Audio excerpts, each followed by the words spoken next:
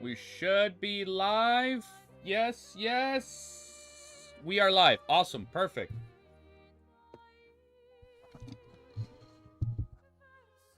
Okay. Oh, no.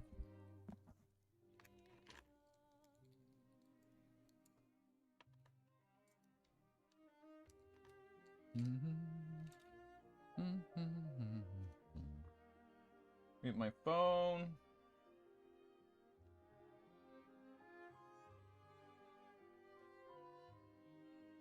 Okay, awesome, perfect. Wow, surprise stream? I know, I couldn't stream at the time I actually scheduled it for. At the time I scheduled is the time I'm supposed to end stream. So I'm like, I should go live now. Before I do another day where you love doing surprise. Cammy, I can't stream at the scheduled time today.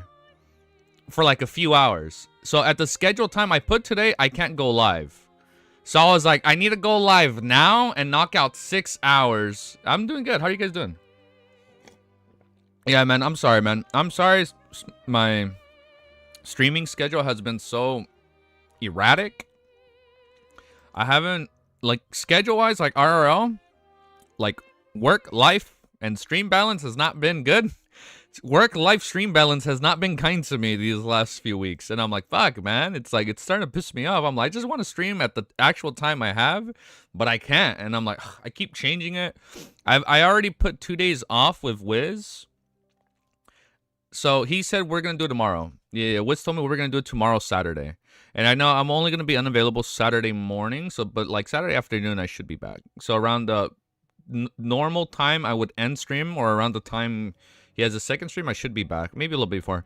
I happen to be watching a scary video and notification jump scared. Good timing, dude. Dude, also, speaking of scary videos, man, I saw fucking Weapons last night. It was a good movie. But I thought it was going to be more like Barbarian. It was not Barbarian. I thought it was going to be like his first debut film, Barbarian. It was, I don't know, man. It was more like a dark comedy. It was still a really good movie. Don't get me wrong. I loved it. But it was more of a dark comedy. I feel like I laughed more watching Weapons than I was scared watching the movie. But it was still a good movie. Like, overall, it was a good movie. Alright, let me fix my timestamps. Damn, Wiz said he wanted to do Saturday morning. X, did you guys plan it? We did not plan a time yet.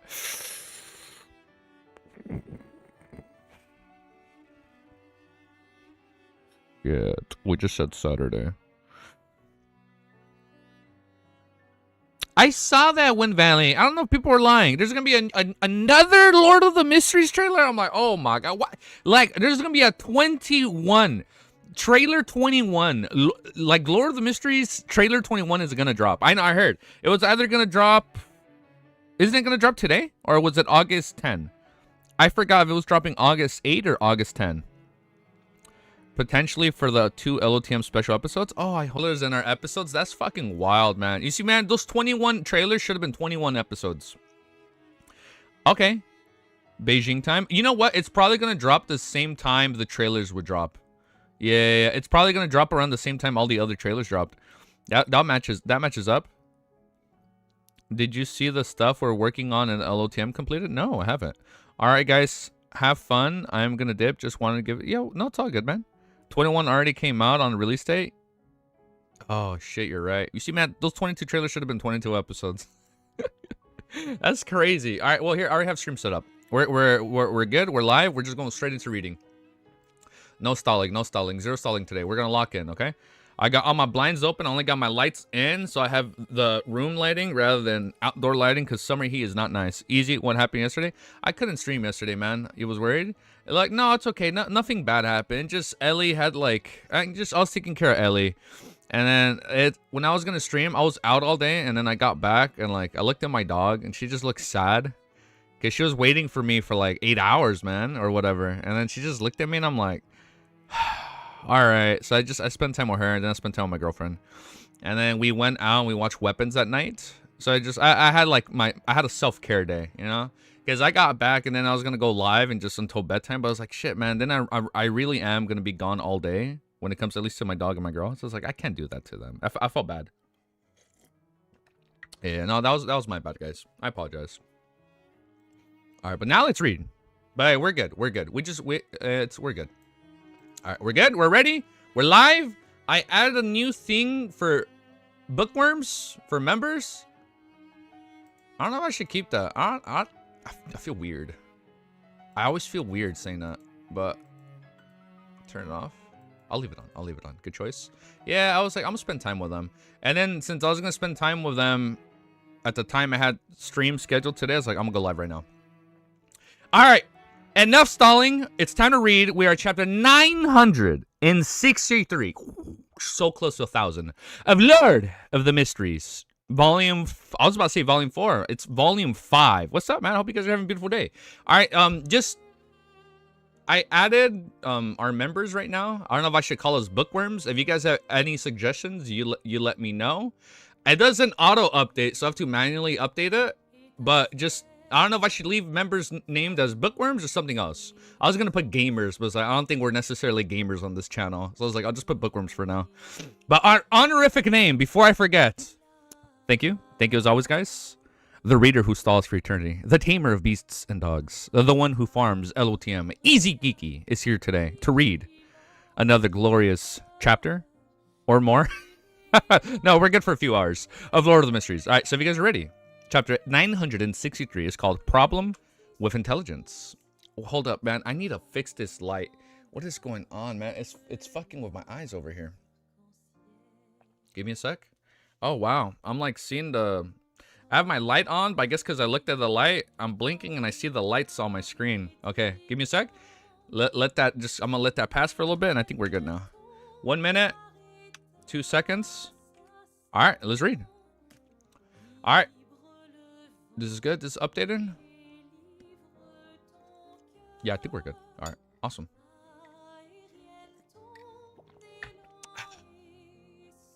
All right, chapter 963, Problem with Intelligence. According to what Leonard knew, amongst the major noble families of the Fourth Epoch's Tudor Empire, the Abraham family was ranked first. It was even stronger than the Amon family, who had the blasphemer. I forgot about that. Abraham family was ranked first. It was even stronger than the Amon family, who had the blasphemer. Now, of course, he couldn't be certain if the Amon family didn't have any members, that it was all filled with the Son of God's avatars. Miss Magician is actually an important member of the Abraham family. Everyone here isn't to be trifled with. Is this what's called a gathering of protagonists? Leonard first, and then what's it called? Emlyn said the gathering of messiahs. Called a gathering of protagonists, knowing him. Yeah, I think that's a more fitting word. Leonard first sided before he made a self-decraving comment. Derek didn't say a word, nor did he make any connections. He seriously listened to Mr. World's description, as well as the conversation between the two ladies, the magician and the hermit, before keeping them at heart. To him, the other members were in the outside world. Regardless of what happened, it had little to do with him or the city of Silver. Only matters regarding the King of Angels was something to be concerned about. After all, be it the angel of fate Ouroboros, the dark angel Sasrir, the red angel Medici, they have left traces around the city of Silver. As for the angel of time Amon, he had personally visited before, bringing about inexplicable horror. After everything quieted down, Derek couldn't help but consider certain matters. Any mention of it will be known. How should I inform the chief about such matters? Or is it fine not saying if it's for the time being? I'll just mention the Amon is the son of the creator, that he has another brother who is of the same pathway as the dragon of imagination. If the city of Silver were to encounter an overwhelming disaster, would Adam be able to hear if I said his name? Can he enter the forsaken lands of gods? Maybe. With this in mind, Derek instantly felt somewhat ashamed. This is because in such situations, the honorific name he should chant was Mr. Fools. At this moment, the world spoke again. Although War Angel Medici has long perished, he isn't completely dead. The soul he left behind has fused with the souls of the ancestors of the two major families of the Sauron and Einhorn, forming an evil spirit. During the death of Insangul, there were traces of its appearance. Klein has specially brought up this point to firstly pass this information to the Church of the Eremite via Leonard. Secondly, it was to remind the hanged man to take note. After all, he had been to Bansi twice, possibly embroiling himself with the Red Angel evil spirit's fate. That evil spirit was War Angel Medici. While Leonard was feeling alarmed, he was taken aback. He had just guessed that Adam wasn't the only big wig who had been present.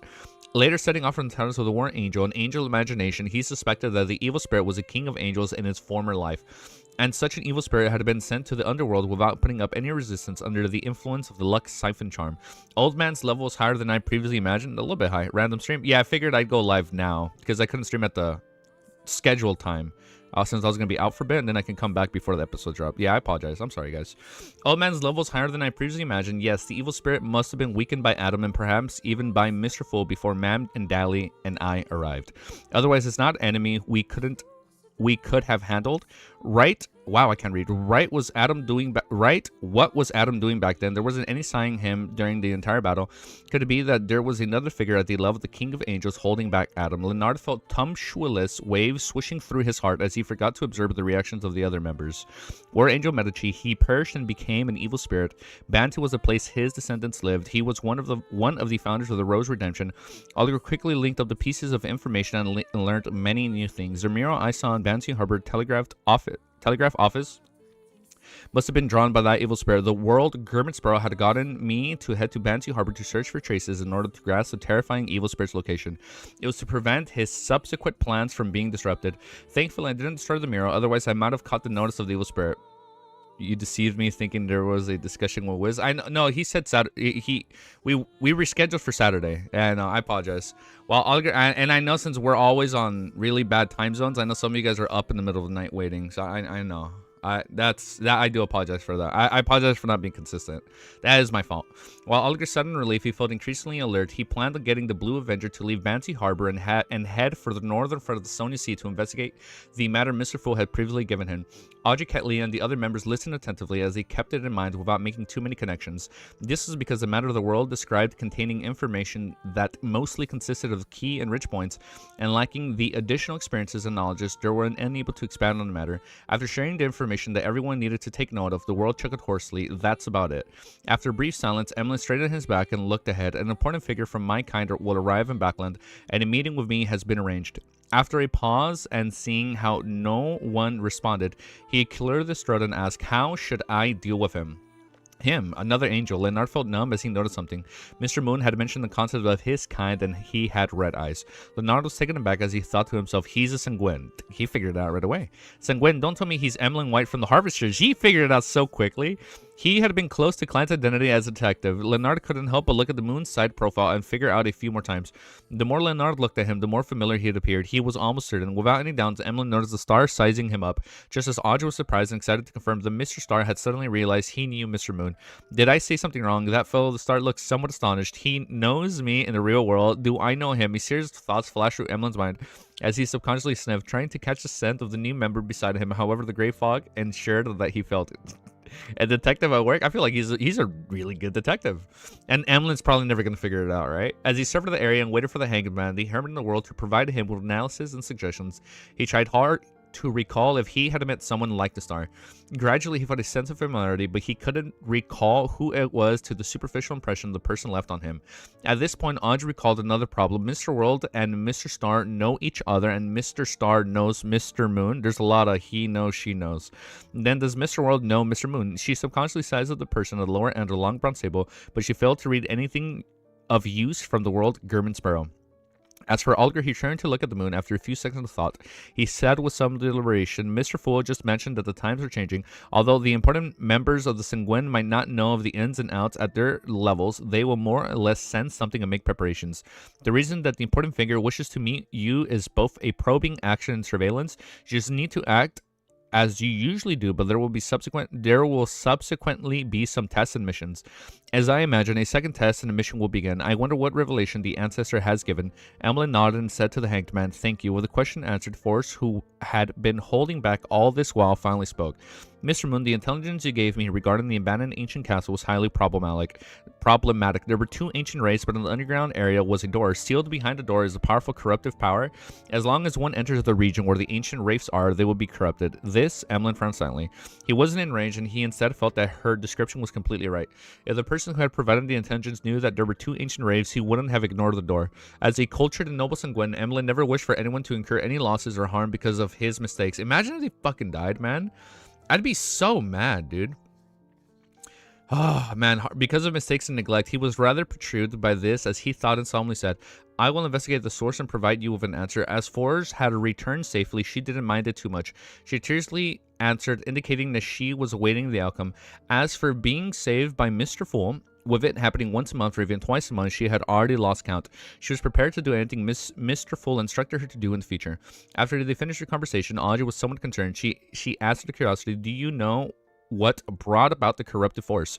Force shook her head, I don't know. With Mr. Full not sharing any information, and how she didn't have any resolve dire interest to exchange for the answer to the card of blasphemy, Audrey retracted her gaze and attentively listened to the conversation of the other members. After a while, the learning segment came to an end and the Terror Club drew to a closer. The members stood up and bowed at their existence at the end of the long bronze table to bid him farewell. This time, Leonardo didn't appear too slow. The dark red angel dissipated as he returned to the real world. In front of him was a red glove he hadn't worn. Are you on a sabbatical? Wait, what does that mean? At this, I don't know what that means, Wiz. What's up, dude? At this moment, a slightly aged voice suddenly sounded in his mind. Whose dreams did you enter a moment ago? Hello, what's up, dude? Old man has woken up. Leonardo was first delighted before he heaved a sigh of relief. Oh, we're already done with the chapter. Wait, hold up. Let me finish the chapter. Second paragraph. He didn't immediately answer Palazzo Ross, and he deliberated over the answer. Wait, are you free right now? Or are you at work, Wiz? He didn't immediately answer Palazzo. I'm mispronouncing my. I'm telling you, that's my Achilles heel, dude. He didn't immediately answer Palazzo Ross as he deliberated over an answer. Say it is possible that at certain times Dwayne Dantes is a Zick Eggers who discussed using some practical item. After learning that Dwayne Dantes was shared identity, he began doubting Old Man's original theory. This is because this parasite had come to a conclusion based on different appearances and auras of Zick Eggers and Dwayne Dantes. Furthermore, not every one of Mr. Fool's Blessed looks identical to Dwayne Dantes, nor were every one of them beyonders of the seer pathway. Therefore, since a shared identity was needed, it meant that they wielded a mystical item or sealed artifact that allowed them to transform into someone else. Together with the ancient aura of being a blessed causing some interference, it wasn't impossible for an angel to make an error in its judgment. Palazzo Ross fell silent for 2 seconds before him saying, you reminded me, a Zick Eggers does have a mask that allows him to transform into anyone? Damn, dude. Alright. Wait. I'm at work? Oh, you're at work? Tomorrow around this time works for you? Hope I do like an hour of work a day. Hold up.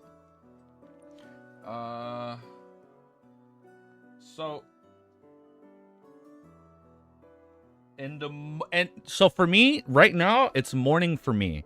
I think I'm out Saturday in the morning at this time, Wiz, but I should be back in a few hours. I'm waiting on my girl to confirm something. We're gonna go meet up with some people tomorrow in the morning, but she hasn't asked them yet what time. So once we figure out the time we're meeting up, I should be back in a few hours. Hopefully, knock on wood. Hopefully, I really hope it's not the whole day.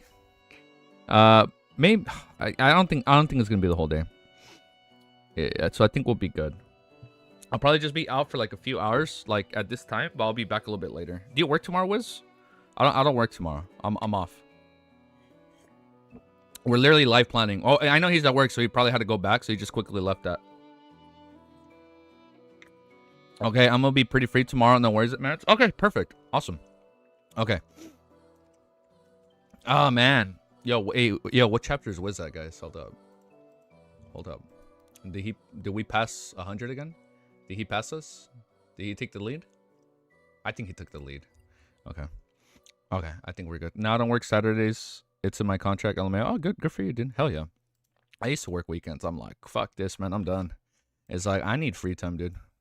I used to work like majority. There's a point for like, there was a good point where I worked Monday to Sunday. Fuck that, man. That shit was depressing. I was like, I hate life, dude. 1060, I think. Okay. You're more than a... Fuck. Again? Oh, wait, no, 1060? No, 1060. Okay, hold up. We're 960, guys. No, don't worry. We're catching up. It's cool. It's chill. No, it's chill. Let me unlock the chapter thing right here. That way I can just click on it quicker. All right, 964. Okay, we're chill. 964. All right, chapter 964. As I forget to do my timestamp again, so we're 10 minutes and 55 seconds in. We are reading chapter 964. It's called Medici's Cause of Death. The fuck? Okay. As expected, after confirming his hypothesis, Nard didn't harp on the matter as he returned to the topic at hand. Old man, didn't you ask whose dream I entered? Yes, on the day we sought revenge against Integral, Amon's brother and the Kings of Angels appeared. In his mind, the slightly aged voice didn't immediately reply. After a few seconds, there was a sigh. It's just as expected. Matters related to 008 will often attract Adam. Thankfully, I choose to sleep ahead of time. He's like, I don't want to get involved. Leonard didn't have the time to ponder over Palazzo's words as he instinctively cried out, Old man, you said his name. Adam gave... Oh, wait. Yeah, he said his name. So wouldn't he know? Adam's gaze was about to be cast over or might have already landed on them. The slightly aged voice chuckled. You actually know about Adam straight. However, me mentioning him doesn't matter. He will only imagine that someone else is talking about him. Ah, of course, there's no need for you to know too much. This will definitely make you occasionally think of it. Once that happens too frequently or at a close physical distance, Adam will only know of it just like 008. Furthermore, okay, or at a close physical distance. Okay, so it has a range. Adam will also know of it just like 008. Furthermore, 008's influence is limited to a huge city while Adam's is the entire world. What the fuck? Never mind. The entire fucking work. Maybe hope I don't remember. Plus, I don't want to get him depressed, you know? Wait, what I miss? Depressed? I won't say exactly, but I have a good memory that isn't the real chapter. Was lying? Oh, okay. All right. He's trying to throw me off. Oh. Okay, he's ahead of. He passed. Okay, he's over 100 plus. Very kind of you. Very kind of you, man. Thank you. Hey, man. You know what, Wes? You should take a good vacation, man. You deserve it. Take some time off. Spend time with the family. Spend time with the friends. Oh, wait. He's not making me stall, bro. I'm on season 5 of the F1 Drive to Survive documentary. The 2021 finale. Yo, I know. Wait, hold up. This is installing. I'm telling him because this shit is crazy. Unintentional provoke. Unintentionally it worked. Hold up. Before I even start. Literally, F1's 2021 race. Stalling for sure. Dude, it was the most hype shit I've ever watched, bro. With fucking Max Verstappen and Lewis Hamilton on the final lap. Holy shit. I looked it up. I didn't realize how controversial that final race was of 2021. That shit had me at the edge of my seat, dude. It was so fucking good. If Wiz took a week off, do you think you can catch up? Fuck yeah, I can catch up. Wait, hold up. Yeah, we'll make it work. We'll make some sacrifices, but we'll make it work. Dude, 2021 was crazy. Okay, after stalling, now we're back. So Adam's range is the entire world. Look at that, just like that. Things easy. We're both Thorfinn for real. Shit, man. I haven't read the ending. I've been excited to read it. Well, you know what? Hold it. I'm gonna pause one more time. I really need to read the ending. I only read the physical releases. Villain Saga's finished, bro. I know. Wait, no spoilers, please. I only read the physical releases of Villain Saga. I love the series too much. I stopped reading scans. I prefer reading the hardcovers. Okay. But I do want to read it. I'm excited when the final volume comes out. 2021 was nutty, man. Don't ever talk to any F1 fan about it. We'll take your ear off for 2 hours straight. Bro, I fucking love it. No, okay. Now we're just the stalling scholar strikes again. Now we're just hanging out. Wait, hold up. I loved it, bro. I love the fact. He was like, really? Why are we going to race? And then the team manager, he's like, no, that was so bad. Oh, I loved it. I love it. I love the drama, bro. And I like the fact that I know that Lewis Hamilton is still the 7-time world winner, which means he hasn't won in a while. So I'm excited to see who wins. Because once I catch up with the documentary, I'm gonna go back, because I have the F1 TV app. I'm going to go back and watch the whole season from the beginning and catch up, because I know we're on summer break. So I'm excited. Okay, and now I'm done stalling. Now the Scholar King shall stop stalling me. Now we are back to recording. So Adam's range is the entire world, while 008 is only a huge city. As horrifying as Amand, another form of horror. Leonard composed himself and forced himself to stop thinking about Adam as he ruminated over what Palazzo Ross had said. Suddenly, he nearly blurted out without suppressing his voice. Old man, didn't you sleep not because you were weak, but because you were afraid of encountering Amon's brother? Palazzo Ross cleared the story. It was a result of both reasons, but they don't contradict one another. After giving you the 2 warmths of time, my condition deteriorated again. Under such circumstances, how am I to deal with the King of Angels and concealed my existence? I'm already old and feeble. There's no need for such development, so it's almost necessary for me to hide. Leonardo was momentarily lost for words as he said a few seconds. Amon and his brother should be older than you. The ancient sun god is an ancient god before the cataclysm. Without waiting for Palazzo Ross to reply, he heaved a sigh of relief. That is to say that because of your act of sealing yourself and sleeping, the King of Angels didn't discover the problem with me. Palazzo Ross chuckled. No, it was discovered. It was discovered. Leonard's expression sank as he nearly looked around frantically. He suspected that Adam was sitting in some corner, silently listening to his conversation with Old Man. At this moment, Palazros added, "You were very close to him. Do you think you can hide from a king of angels who has accumulated the spectator pathway uniqueness?" So Adam just left him then. Besides, you likely cried out, Old Man, impolitely at the most critical moment. Oh, shit, he did say... What did he say? Old Man, wake up? Leonardo was taken aback as he subconsciously answered, "You heard it?" He suspected that Old Man had heard him, but he deliberately chose to ignore him for fear of being discovered by Adam.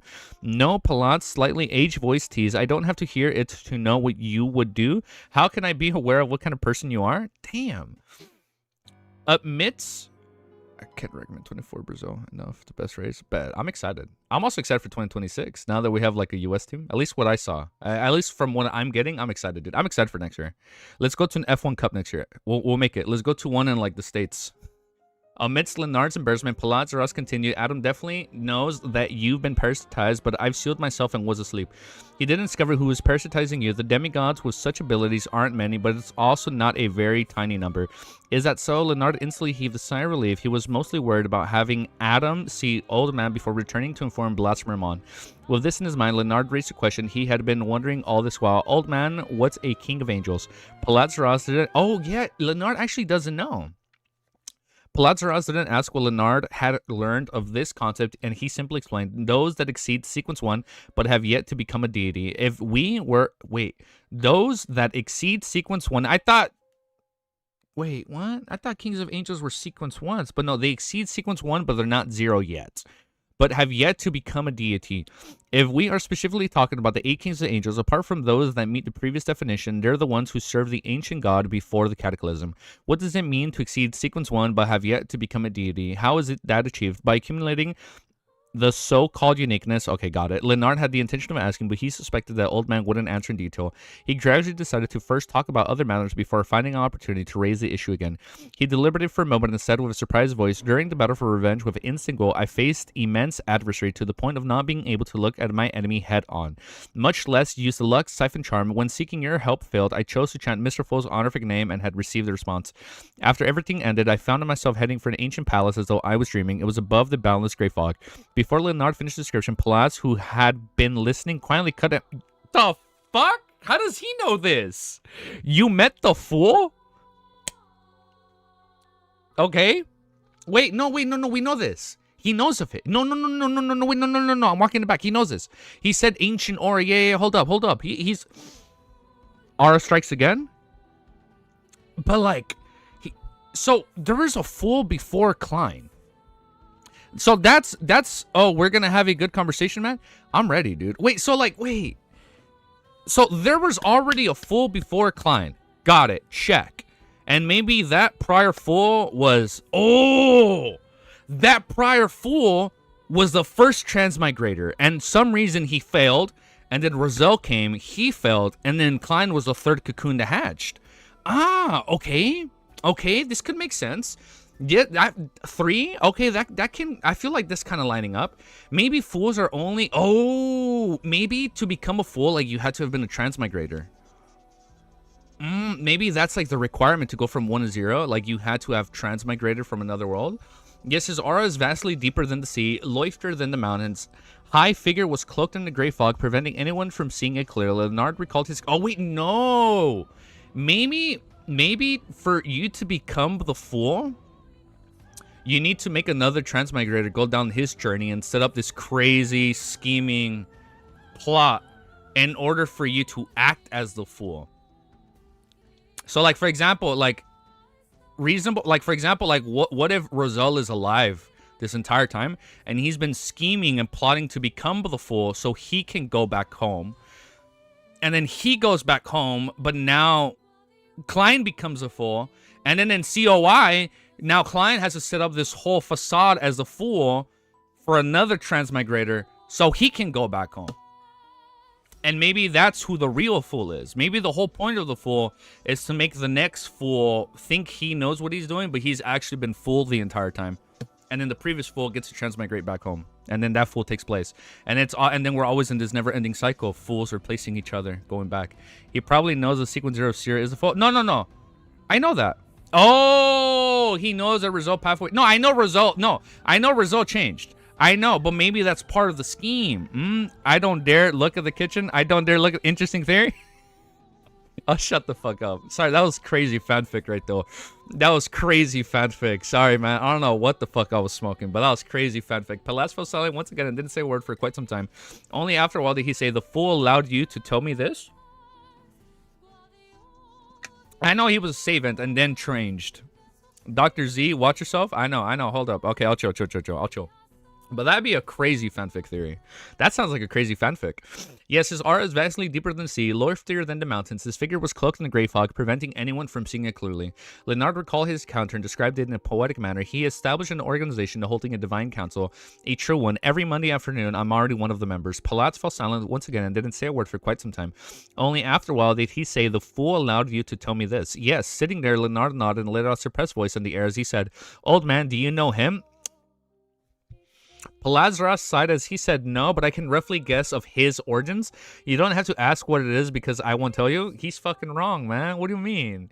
Huh? This might be an opportunity for you, otherwise it will be difficult for you to become a demigod. Leonardo turned to gape before closing his mouth. He stopped mentioning the Terry gathering because Mr. Fool hadn't given him permission to go into details of the other matters, okay?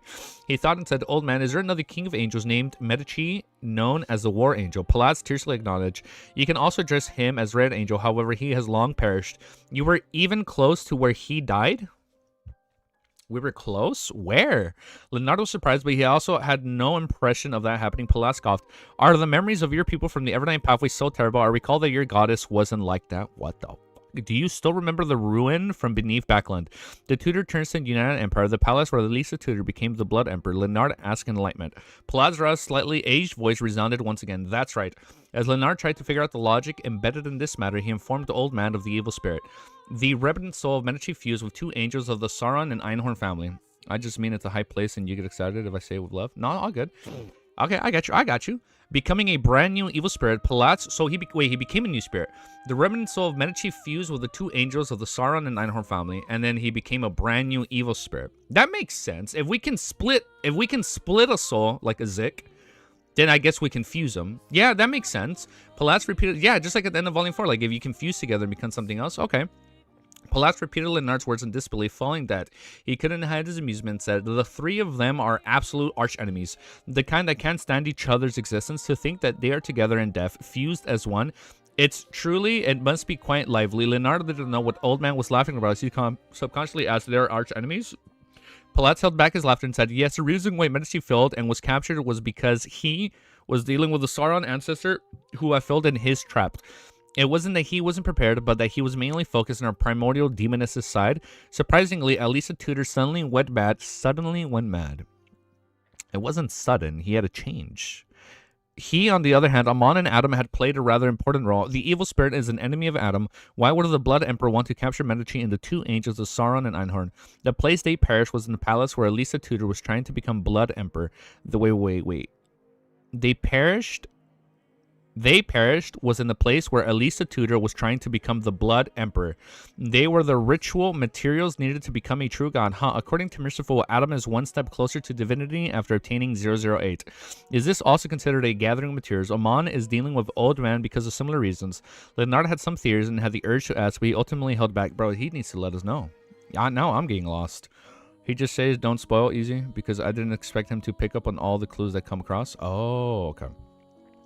He was afraid that he touched on highly secretive matters, causing Old Man to react negatively. He planned on finding an opportunity at the Terror Club to ask about such matters. After a brief silence, Leonardo looked at the closed door and he said with a surprised voice, "Has Mr. Fool in the church reached a certain degree of a tactic cooperation? That's the application if no one is investigating you." Palazras answered in a rather direct manner. Leonardo nodded indiscriminately. "You have to go?" "No, man. Yo, have fun, dude. I'll see you later today then, bro. Later tomorrow, Wiz." Yeah, dude, thanks for stopping by. Take care, dude. What will they arrange me to do next? Arrangement. Reward you for the services rendered and allow you to advance to Sequence 5. After you finish digesting the potion, then you will be allocated a regular team, and you will be sent to complete a mission. Otherwise, they might send you to the large dioceses like Backland to be a deacon in the Church of Certain Matters, Palat said without much concern.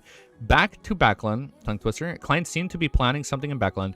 Leonard's thoughts were suddenly liberated. He didn't converse with Old Man again as he slumped again the wall and cradled his head with his hands, sitting rather leisurely. Late at night, in the border town of East and West Balham, outside a row of warehouses, dressed in a formal suit, Dwayne Dantes, with his white sideburns, was holding a gold inlet cane.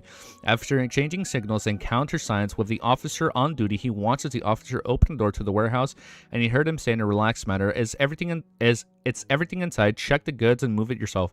Also, pay me the remaining amount before leaving." Dwayne Dantes nodded slightly and weighed the suitcases in his hand. In it was 5,000 pounds in cash, entirely from the May Sanchez down payment. At this moment, the two figures were silently watching this develop 2 warehouses away in the 3-story building. All right, next chapter. Okay. 24 minutes. 17 seconds. Okay. All right, next chapter. Next chapter, 965. I'm noticing the story has taken a really drastic step up when it comes to world building. It's like, oh, man, it's like there's so much world building and setup from the first four volumes, and now it's like everything is slowly like being pieced together. So now it's kind of getting hard for me to track everything, especially because I'm not taking notes anymore just because of time restraints. So I apologize for that. But now it's starting to get hard for me to kind of like recall and piece things together. Whew! But yes, first transmigrator is probably ancient sun god according to Klein. I forgot he even said that. You see? I forgot he even said that. Holy shit. Thank you for reminding me, Clown Man. Chapter 965 is called Brief Crisis. I'm having a brief crisis over here trying to recall all this. On the top floor of a small building... I need to sip my coffee. I need to chill. No, I haven't checked it out yet, but I do. It's not out yet. No, Push. I do want to play Phantom Blade Zero, man. I want to play it. Oh, wait a sec. What's today? Oh, it's fucking Friday. I haven't downloaded Liza P. After this chapter, I'm going to quickly turn on my PS5 and download it in rest mode. Because I do want to play Liza P on stream. After this chapter, I'm going to turn it on. Hold up. Wait. Let me just turn it on right now. Let me just download it right now. I completely forgot to download Liza P because it's free right now on Plus. Here, give me a sec. Let me just sign into my account. Give me a sec, guys. Hold up. Let me just move away right here a little bit. Give me a sec. Can you guys hear that? Can you guys hear the PlayStation?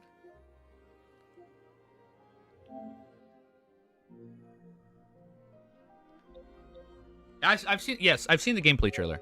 You know, I've seen the gameplay trailer. But let me just download Liza P because I do want to play this game at least on stream. Because damn, 70 gigs. We can? Oh, you guys can hear the PS5? Okay.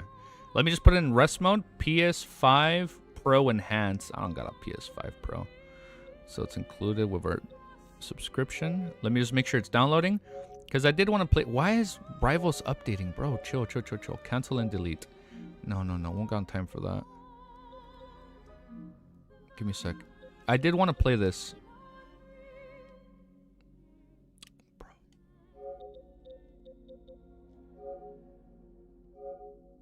Why is Clear Obscure updating? Hold up. Let's make sure it downloads.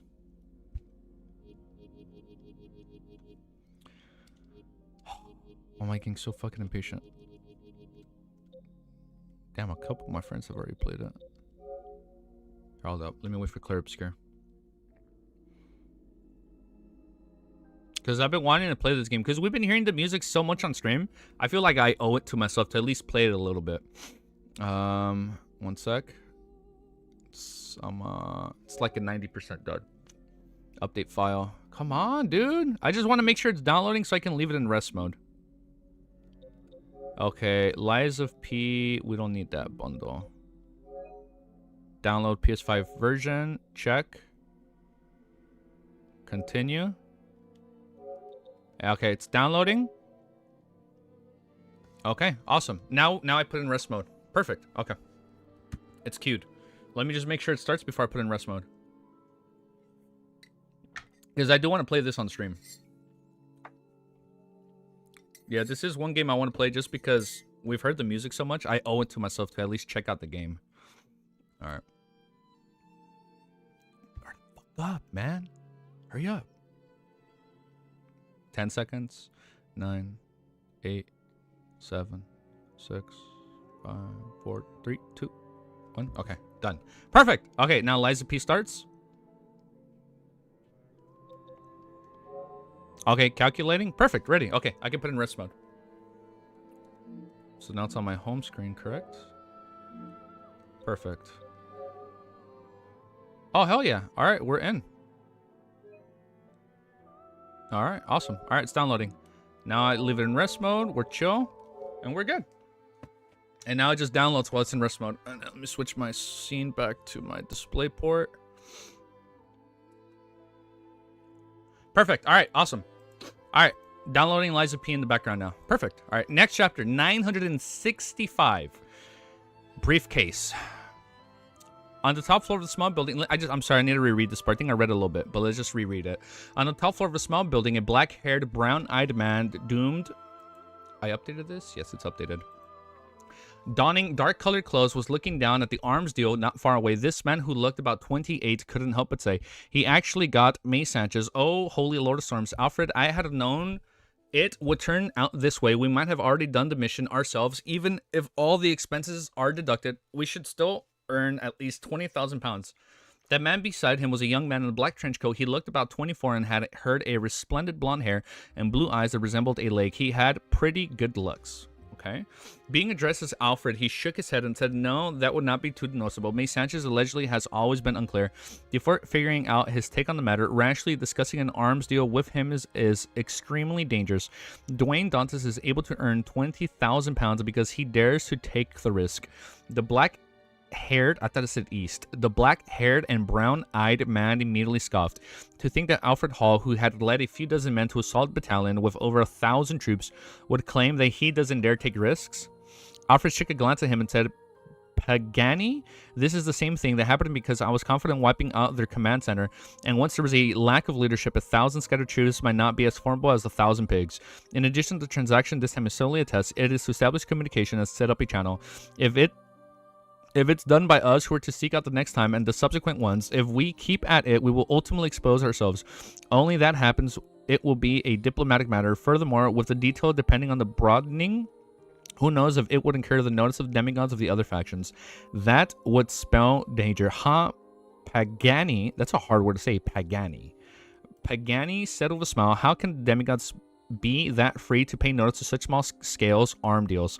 Even every faction had a limited number of demigods. There are too many matters awaiting them. I know, I'm only raising an example. Alfred replied in said manner. Pagani didn't harp on the matter and turned his gaze back to Dwayne Dantes, who stood outside the warehouse. This gentleman is said to be very generous. He donated the stocks worth more than 10,000 pounds to the Church of Evernight shortly after he arrived in Backland. Is this the early stage investments that you often speak of? Also, he seems to be working at the same charity foundation with your sister, Tisk.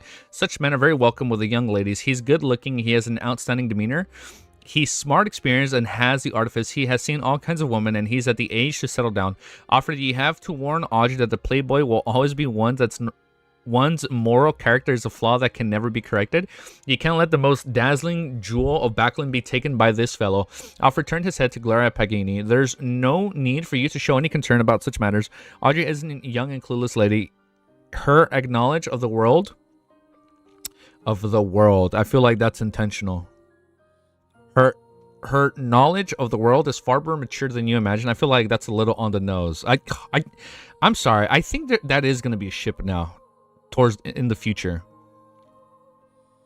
Like Klein, German, World, X Audrey. I can see that now being a thing. After all these one-on-one conversations and like all the one-on-one moments she has with him. Her knowledge of the world is far more mature. The world needs justice. And you guys have been saying that for a long time. And for a long time, it's like, what does that mean? The world needs just like the world? But no, you guys are saying Klein X Audrey. I think that's what you guys have been implying this whole time. of the world is far more mature than you imagine. Besides, my father and mother are in Backland. They have the ability to prevent any nasty things from happening. Upon saying that, Alfred looked at the nearby arms warehouse and paused. May Sanchez actually sent Haggis. I'll go greet him. This isn't the best time to meet, right? Just as Pagani was about to say a word, Alfred had already turned to walk down the stairs. Klein, in the form of Dwayne Dantes, didn't bring any servants. He held his gold inland cane and stood with May Sanchez, representative Haggis, outside the warehouse. They watched as crates of munitions were carried out and loaded onto the carriages. At this moment, he half turned his body upon sensing something and looked elsewhere. The person that was reflected in his eyes was a young man wearing trench coat without a hat. His blonde hair was combed into a slick back, and his blue eyes looked like a lake under a bright, clear sky. He was tall with a good build. His every move exuded an indescribable sense of dignity. Even without any troops surrounding him, the authority he wielded was obvious.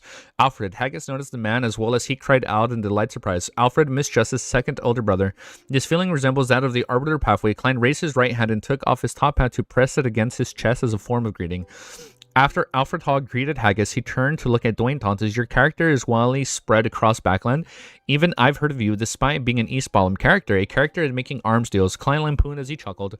I'm only doing things that I believe need to be done. Alfred nodded. I believe there's no need for any self-introductions.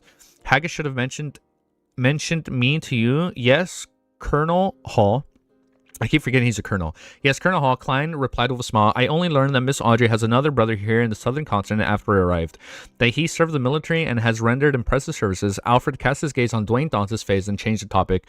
I thought you would take the opportunity to work at the loan charity Brucey Foundation, but you surprised me by choosing to come to the southern continent. Klein maintained his smile from before. For an outsider to truly enter a pre-existing circle is quite impossible just by giving donations, doing by charity, and hosting the balls and backlands, also tearfully answering very wise. After exchanging a few pleasantries, he asked Haggis, did something happen in Kokawa? It seemed rather serious. Haggis squeezed a smile. I'm not too sure. I was hiding in an underground bunker to General's resistance. I later heard that there was lightning storms at the Revival Square. Give or take. Yeah, maybe a few lightning strikes at Revival Square. Lightning storm. Alfred gaze turned towards Dwayne Dantes again. Klein nodded and said, indeed, the hotel I was staying at isn't too far from the Revival Square. I did see continuous bolts of lightning strike the area. All that happened in the day. Alfred's gaze turned towards Haggis again. What happened to the scene in the end? Most of the area was in shambles. There were marks of lightning strikes. Haggis didn't hide the truth at all. Alfred nodded gently and pointed to the side before saying to Haggis and Dwayne Dantes, I still have other matters to tend to. We can chat again when the opportunity arises. See you again. Klein politely replied. It made them appear to be a social gathering instead of being outside a munitions warehouse. He was watching Alfred Hall leave when his body trembled. His head made an abrupt turn to the side, and the primitive forest that covered East and West Ballum, a figure was slowly outlined with his back bent. He had a fleshy face with slightly brown skin. His clothes were baggy, and he had a rapier by his waist. In his hand was a silver mask. A silver mask. Did you guys know it's Cat Day today? Oh, really? I didn't know that. Looking at his size, well, we should celebrate Cat Klein then. Looking aside, the figure straightened his body. He was none other than Admiral Ludwig, who had previously entered the underworld. However, at this moment, two clumps of blood red flames were burning in his eye sockets. He looked completely different from before. I'm starving. Ludwig opened his mouth. The fuck? I'm starving, Ludwig. Ludwig opened his mouth, letting a sigh that seemed to come from his chest. He then cast his gaze in a different direction, muttering, the owner of this marionette is over there. Fate has brought us together again. He has a hunter pathway item on him. It's perfect for replenishing myself. Just as he said that, a bloody mouth appeared on the left cheek of Ludwig's face. A bloody mouth appeared on the left of Ludwig's face. It opened and closed as it said, Medici, what we need to deal with first is our survival. After this marionette loses its connection to its owner, it's no different from the dead. The remnant spirits will quickly return to the underworld and not be able to maintain the body. And without the underworld inside them, we will inevitably be weakened until we disappear. Wait, what's going on? Yes, the most pressing matter now is to find another gatekeeper. Another mouth appeared on Ludwig's right cheek. Red Angel Medici immediately scoffed. Wait, so who was the one on the left cheek?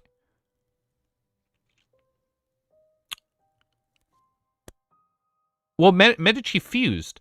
Sauron, Einhorn were the two women. Wait. Sauron, Einhorn, were those two of you in the past? Your nature as angels have. Oh, Sauron.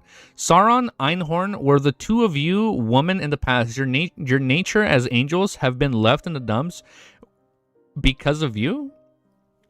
That fellow was able to resist 008's arrangements several times, implying that he's definitely not awake. With a chance... Wait, so why did they pick Lidwell? I'm sorry. Did they pick Lidwell because Lidwell was in the underworld? And since they were sent... Since at the end of Volume 4, Medici was sent back to the underworld, they're using him as a vessel. Or didn't they say marionette? Man, this series... Wow. I've never read anything this like in depth before, man. It's so hard for me to get used to this, even after like 900 plus chapters. This is crazy. I'm so used to just reading manga. That man, or like manhwa, dude. Besides, the 100 pathway item on him can effectively extend our existence. It extends our existence. Once we finish him, it wouldn't be too late finding a gatekeeper. The bloody crack on Lidwell's left cheek immediately scoffed. Medici, have you sacrificed your brain to the true creator? That fellow has clearly advanced. In our current condition, defeating a bizarre sorcerer isn't difficult, but killing him is nearly impossible. Medici wasn't frustrated, and instead he laughed deeply. This isn't something unresolvable. As long as you allow me to chant my lord's honorific name, helpers will immediately arrive. A gatekeeper might even be automatically brought here. The mouth on Ludwell's right cheek immediately opened as he closed. Sauron, let's work together to stop and search for a gatekeeper. All right. What the fuck, man? That's so weird. So now they're all in Ludwell's body? All right, the mouth on Lidwell's left cheek didn't hesitate to reply. Upon seeing this, Red Angel Medici laughed. I'm sorry, is there any artwork on this? The two of you have fallen for it. My goal has been met. I can confirm the two of you were previously women. The mouths on Lidwell's cheeks roared. Shut up, huh? We've been merged together for 2,000 years. Wouldn't we not know what tricks you're up to? There's no need to struggle again. As they spoke, the colors around Admiral Hill's Ludwell instantly saturated and stacked upon one another. He had entered the spirit world and began traversing it. So now the three of them are possessing Admiral Ludwell? Outside the munitions warehouse, Klein finally retracted his gaze as his premonition for danger vanished.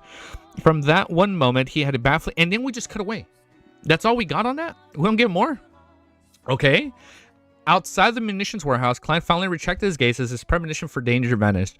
From that one moment, he had a baffling feeling that he was unable to project the corresponding scene in his mind. What happened? Klein muttered to himself.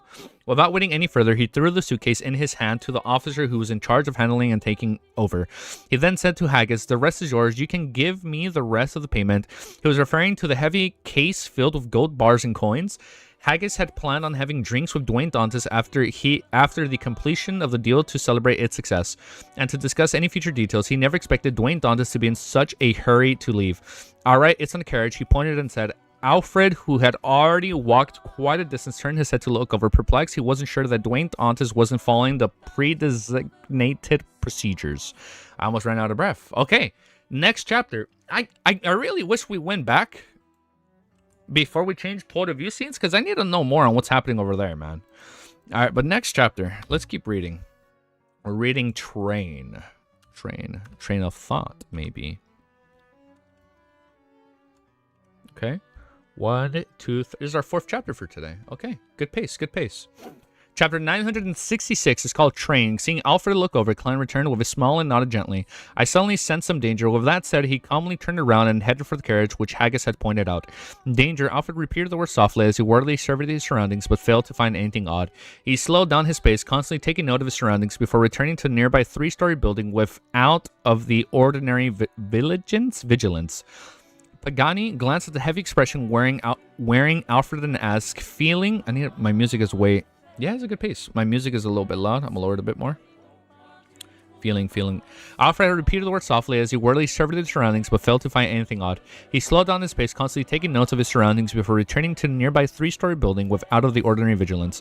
Pagani glanced at the heavily expression wearing Alfred and asked, feeling somewhat puzzled, what happened. He was quite a distance from the arms deal. He hadn't heard of their conversation.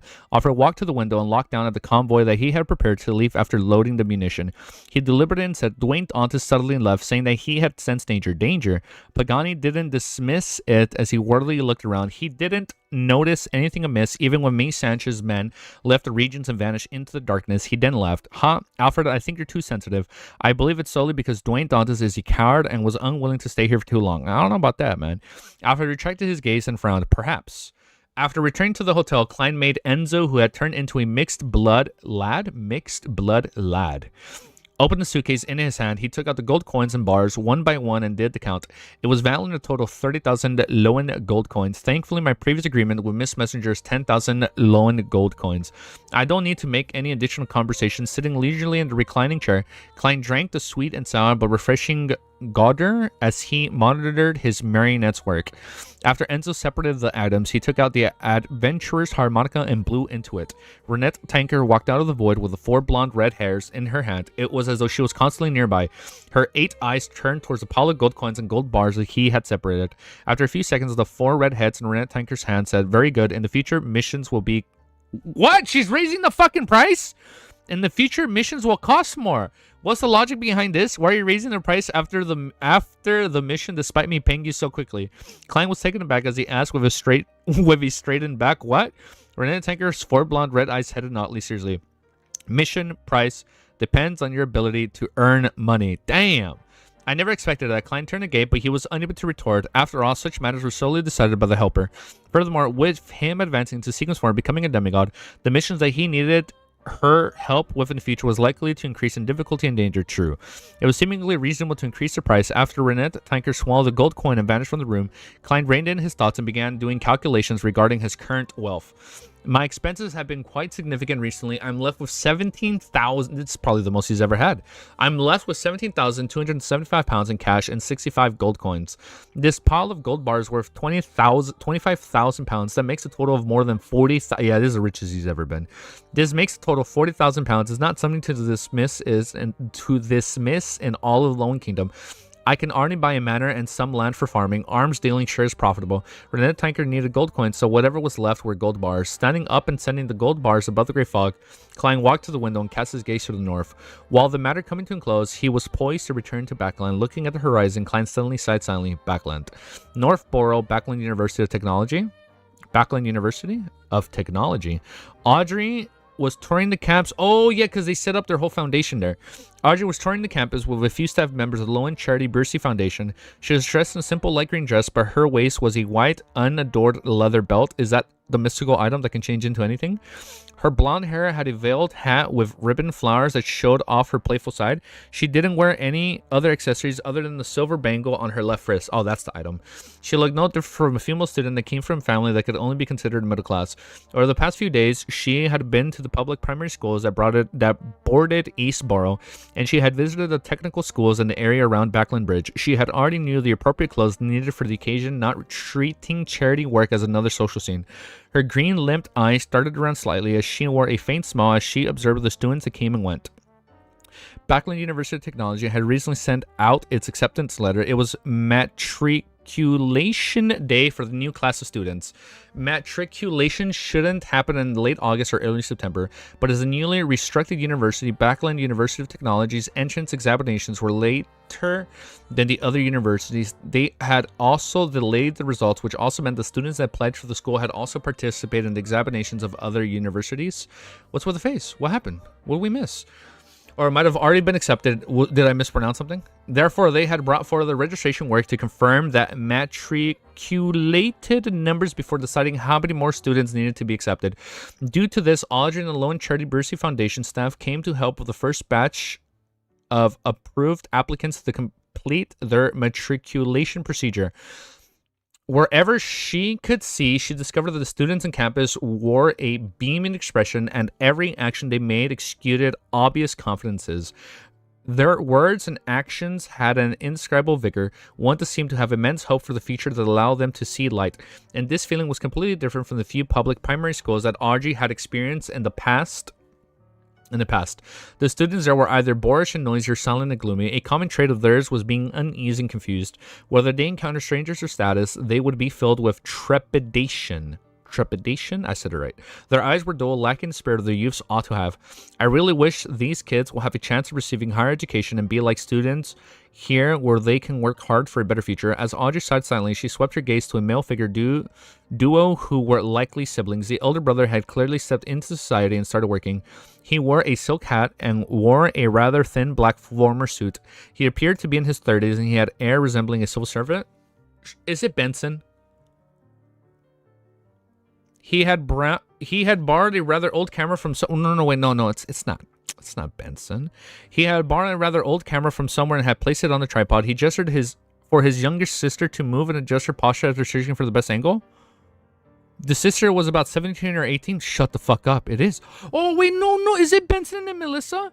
The sister was about 17 or 18, and her black hair simply cascaded down.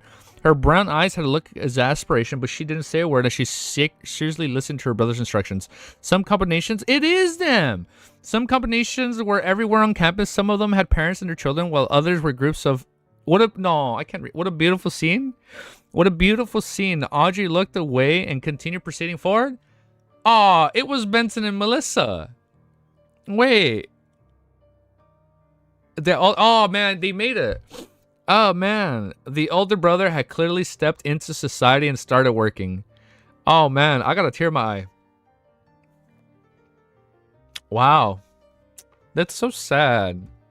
Ah, man. What a beautiful... Fucking Audrey. Why you gotta make me cry? What a beautiful scene. This is the school Melissa liked. This is the school... You know what? They did talk about... She wanted to go to, like, a technical school, right? Fuck, man. What was it called? Backland of what? University of Technology. Yeah. Yeah, she was always good. She was always good, like, with machinery. Yeah, I remember she did, like, a mechanical animal in Volume 1 or whatever. What a beautiful scene. Audrey looked away and continued proceeding forward. I'm about to cry, dude. No. I don't want them in this volume. I'm scared. I'm scared to keep reading, man. I don't want them to be in the... I don't want them to be in the series anymore. They need to go. They need to get as fucking far away from this series as possible. We're approaching the final act, and if one of them fucking dies, I'm dropping this series, man. Nothing better happened to them. I hate how we're... Oh, it's beautiful, but I hate how we're getting all these beautiful scenes with them, like, sprinkled. Or even sad scenes, like, sprinkled since Volume 1. And I don't like that, man. I don't like... this subtle little build-up to whatever could happen. If they reunite at the end, I'm cool with that. It was a square in the middle of it. Wait, no, they probably will reunite at the end. Klein probably realized he's never going to be able to go back to his real family in Backland. But because he still treats Benson and Melissa as his family, he's like, you know what? This is my... Oh, his new goal is to protect or be with Benson and Melissa. Okay, wait. Hold up, so he can still have a goal in life, okay? Its massive body was standing there, proudly adding industrial vibes to Backland University of Technology. Whoosh. The behemoth-like steam locomotive spewed out smoke as it held its long body into the platform before slowing down. A mixed-blood 7- or 8-year-old girl who looked like a doll held her mother's hand as she waited in the long line. She asked her father, who was similarly mixed blood with Loan and Balam heritage, about Desi Bay. Amidst her shuffling, she saw a gentleman with the white sideburns and a top hat holding a gold cane. He had a servant with brown skin as he walked towards first class.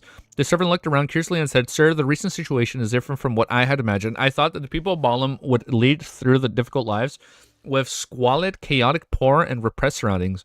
But there was none of them. We even drank Gauder and smoked East Balam cigarettes. There were even some people who could afford bikes. As you know, although I have Balam blood in me, I was born in Backland. I've never been to the southern continent. Of course, my Dutanese is still too hard. Is not too bad." The very noble middle-aged gentleman chuckled and waved his cane. "That's because we only went to the cities and regions that aren't too bad. The saddest people of Balam are in the villages, in the plantations. The rest take up residence around the factories, creating slums. We never had a chance to see them." As though sensing the girl's notice, the gentleman with his deep blue eyes and his servant looked over him and gazed a warm smile. The corners of their lips clearly curled up, revealing 8 teeth before they nodded gently, looking away and continued their way. Before long, the girl and her parents boarded the steam locomotive and found their seats. Who are these people? Well, I know Dwayne is one of them, but who are the others that he's talking to? When the whistle sounded again, the girl saw a man with dark brown skin, soft facial features, and red slumps on his cheek walk over, his head bowed. His hand pressed on his... Does that mean red lumps? Is that freckles? And red lumps on his cheek walk over with his head bowed. He had pressed on his hat as he quickly walked down the aisle and headed for the head of the train. The man knocked on a partition before quickly entering the operator's compartment and said to the train driver, "All the train attendants have been swapped with our men. The bridge ahead is where the sacrifice will be held." With a thick mustache, the train driver nodded and said, "May God be satisfied with the sacrificial items on this train. Let's hope we can gain eternal life in this kingdom." Whoosh. The steam locomotive drove under the bridge before crossing cruising past the huge bridge. After a long trip, it finally arrived at its destination, the pier.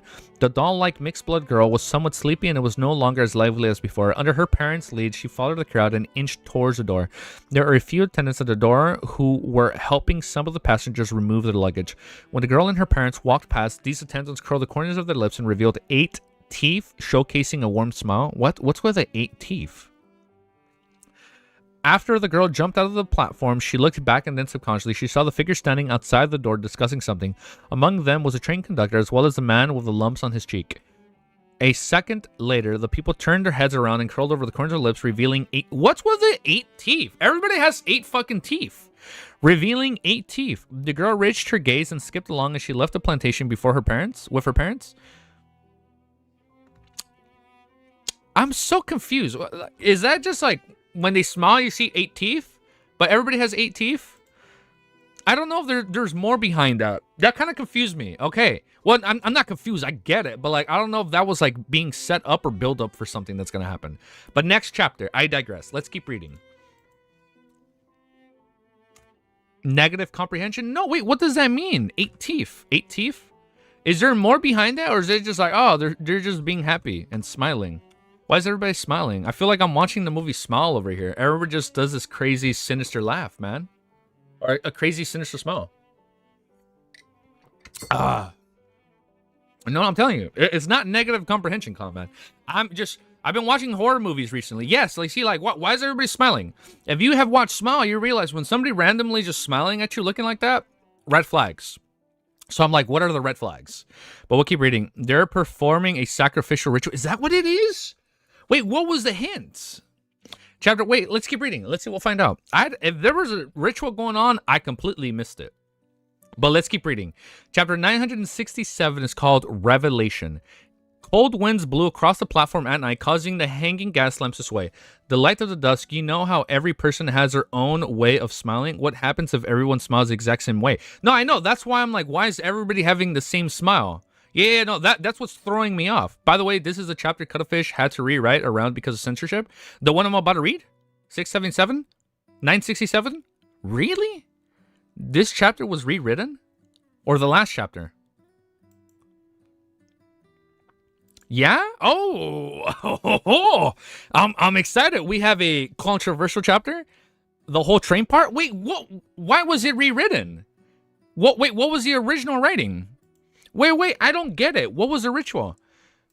No, reread a few previous paragraphs. Let me scroll back a bit. I'm gonna go back to where it said whoosh, where it said the point of view change. Let me see. Whoosh. The behemoth-like steam locomotive speed out smoke as it hailed its long body into the platform before slowing down to stop. A mixed blood 7 or 8-year-old girl. Originally, more terrorism and gore, sacrifices, horror, etc. Okay, well, let me read it. Let me see if I can catch it. A mixed blonde 7 or 8-year-old girl who looked like an adult held her mother's hand as she waited on the long line. She asked her father, who similarly mixed blood with Loan and Ballum heritage, about Desi Bay. Amidst her shuffling, she saw a gentleman with white sideburns and a top hat holding a gold inland cane. He had a servant with brown skin as he walked towards first class. See, at first I thought that was Dwayne Dantes. It's not. If we're doing a ritual. The servant looked around curiously and said, "Sir, the recent situation is different from where I had imagined. I thought the people from Ballum would lead tough and difficult lives with squalid, chaotic, poor, and repressed surroundings." Check DMs. I sent a now deleted comic code for Jermaine. Okay, I will read it. There were even some people who could afford bikes. As you know, I had Ballum blood in me. I was born in Backland. I have never been Southern Continent. Of course, my due to knees is still not too bad. The very noble middle-aged gentleman chuckled and waved his cane. That's because we only went to the cities and regions that aren't too bad. The saddest people in Ballum in the village. I read this part. We have a chance to see them. As though sensing the girl's notice, the gentleman with the deep blue eyes and his servant looked over and gave a warm smile. The corners of the lips clearly curled up, revealing 8 teeth before nodded gently. Looking away and continued their way, before long the girl and her parents boarded the steam locomotive and found their seats. When the whistle sounded again, the girl saw a man with dark brown skin, soft facial features, and red slumps on the cheek walk over with his head bowed. His hand pressed on his hat as he quickly walked down the aisle and headed for the head of the train. He's going to the front. It is Dwayne. He is acting with his marionette. The man knocked on a partition before quickly entering the operator's compartment and said with a smile, and said to the train driver, all the train attendants have been swapped with our men. Okay, so all the train attendants are gone and now just them. The bridge ahead is where the sacrifice will be held. With a thick mustache, the train driver nodded and said, may God be satisfied with the sacrificial items on this train. Oh, when they meant items, they meant everybody. Oh, they meant the passengers. Oh, I thought sacrificial items were like just items. Oh, they mean the fucking people. Let's hope we can gain eternal life in kingdom. Oh, okay. The steam locomotive drove under a bridge where they're cruising past a huge bridge. After a long trip, it finally arrived in the destination, the pier. The doll-like mixed-blood girl was somewhat sleeping and was no longer as lively as before. Under her parents' lead, she followed the crowd inch by inch towards the door. So all of them are going out the door.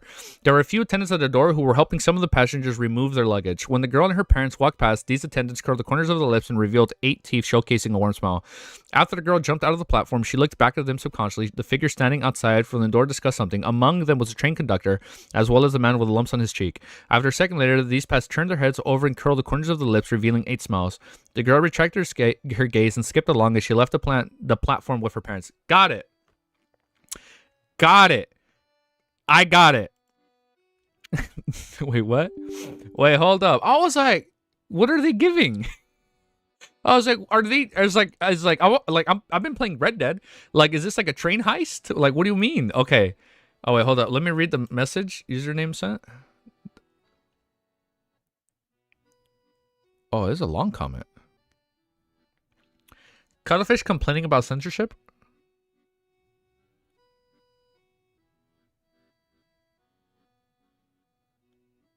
Oh wait.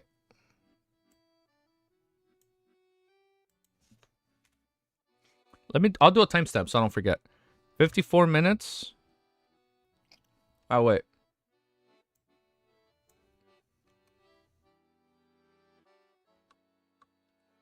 Let me do a timestamp. Let's do a timestamp.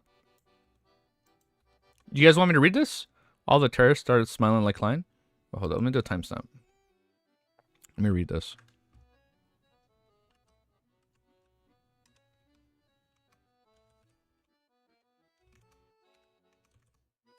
Cuttlefish. Cuttlefish's comments on... Put on screen? I got you. I got you.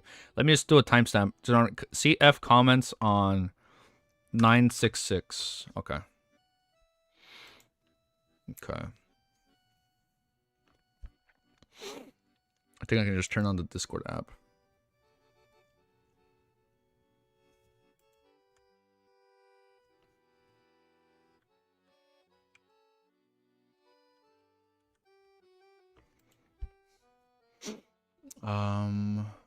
Oh, Discord app.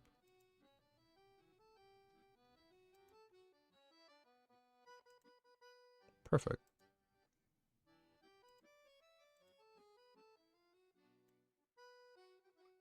Oh man, it's hard to read.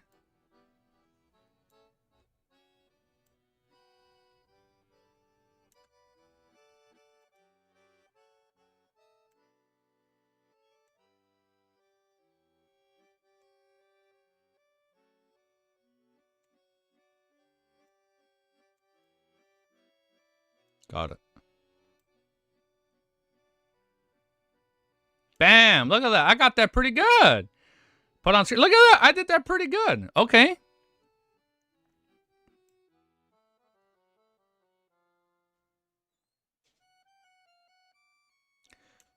I can't accept. So once we get, I can't accept that to scroll down. Okay.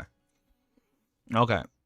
So these are his comments. I'm sorry. It took me a while to read. When they said sacrificial items, I thought talking about like items on the train, not necessarily the people. Afterwards, check DMs. Oh, we got it. What did Clown say earlier? Easy is such a nice person, naive person. He thinks sacrificial items are items he wants to help evil spirits. Exactly, dude. All right. So this is Cuttlefish complaining about censorship. I'm sorry, this chapter is quite short because I was so angry that I couldn't write anymore. When I was writing half of this chapter, I wanted to refer to another sentence in the previous chapter. So I opened the previous chapter just to find out that the paragraph related to sacrifice was deleted. This is the type of review and This type of review and correct is unacceptable and no words can describe it. Without that paragraph, the whole situation becomes incoherent and no one can understand that the author wants to write, even me. Moreover, what content in this paragraph violated the rule? Oh, so in the last chapter, there's a big cutoff on the right side? Oh, shit.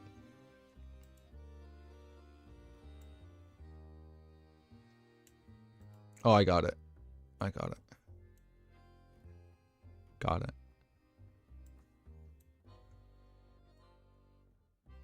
Got it. Got it. Beautiful. Okay. Perfect. All right, we fixed it. All right. Thank you for telling me that. So, for, I guess, the publishers, they went back and they deleted a comment. They deleted a paragraph from his last chapter, so when he originally wrote this, it made no sense, okay? Moreover, what content of this paragraph violated the rule? A story about villains did evil things. The good guy punished the villains. Is this horrible enough to be deleted? Yeah, this is what I don't get. We live in a day and age where if a bad guy is too evil, it's like, oh, you can't do that. It's like, but he's a bad guy. That's the point. It's a bad person doing bad things. Like that's the point. It's not a good guy doing bad things. It's a bad guy doing bad things. I understand the sentiment. I hate how when people watch things nowadays, there's this one side of the audience like, well, we can't do that. That's too mean. That's too evil. It's like, that's the point. They're doing evil things, dude. It's like, that's the point. A story about villains did evil things. The good guy punished the evil is horrible enough to be deleted. I didn't describe details of the sacrifice so others can copy it. I just mentioned it slightly. I don't understand the whole process of that aims at the review incorrect anymore. Do you want to change a book into it a meaningless? Ooh. I can't accept that my work is turned into an incoherent, illogical, broken that describes nothing, inexplicable, and impossible for anyone to read. Previously, many chapters went through that review incorrect process, and I already made tons of changes.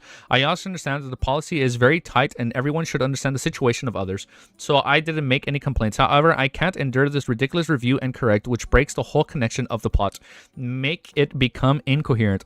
Everyone knows about the style of the theme of Lord of the Mysteries. Everyone knows what situation was described in the book in the future.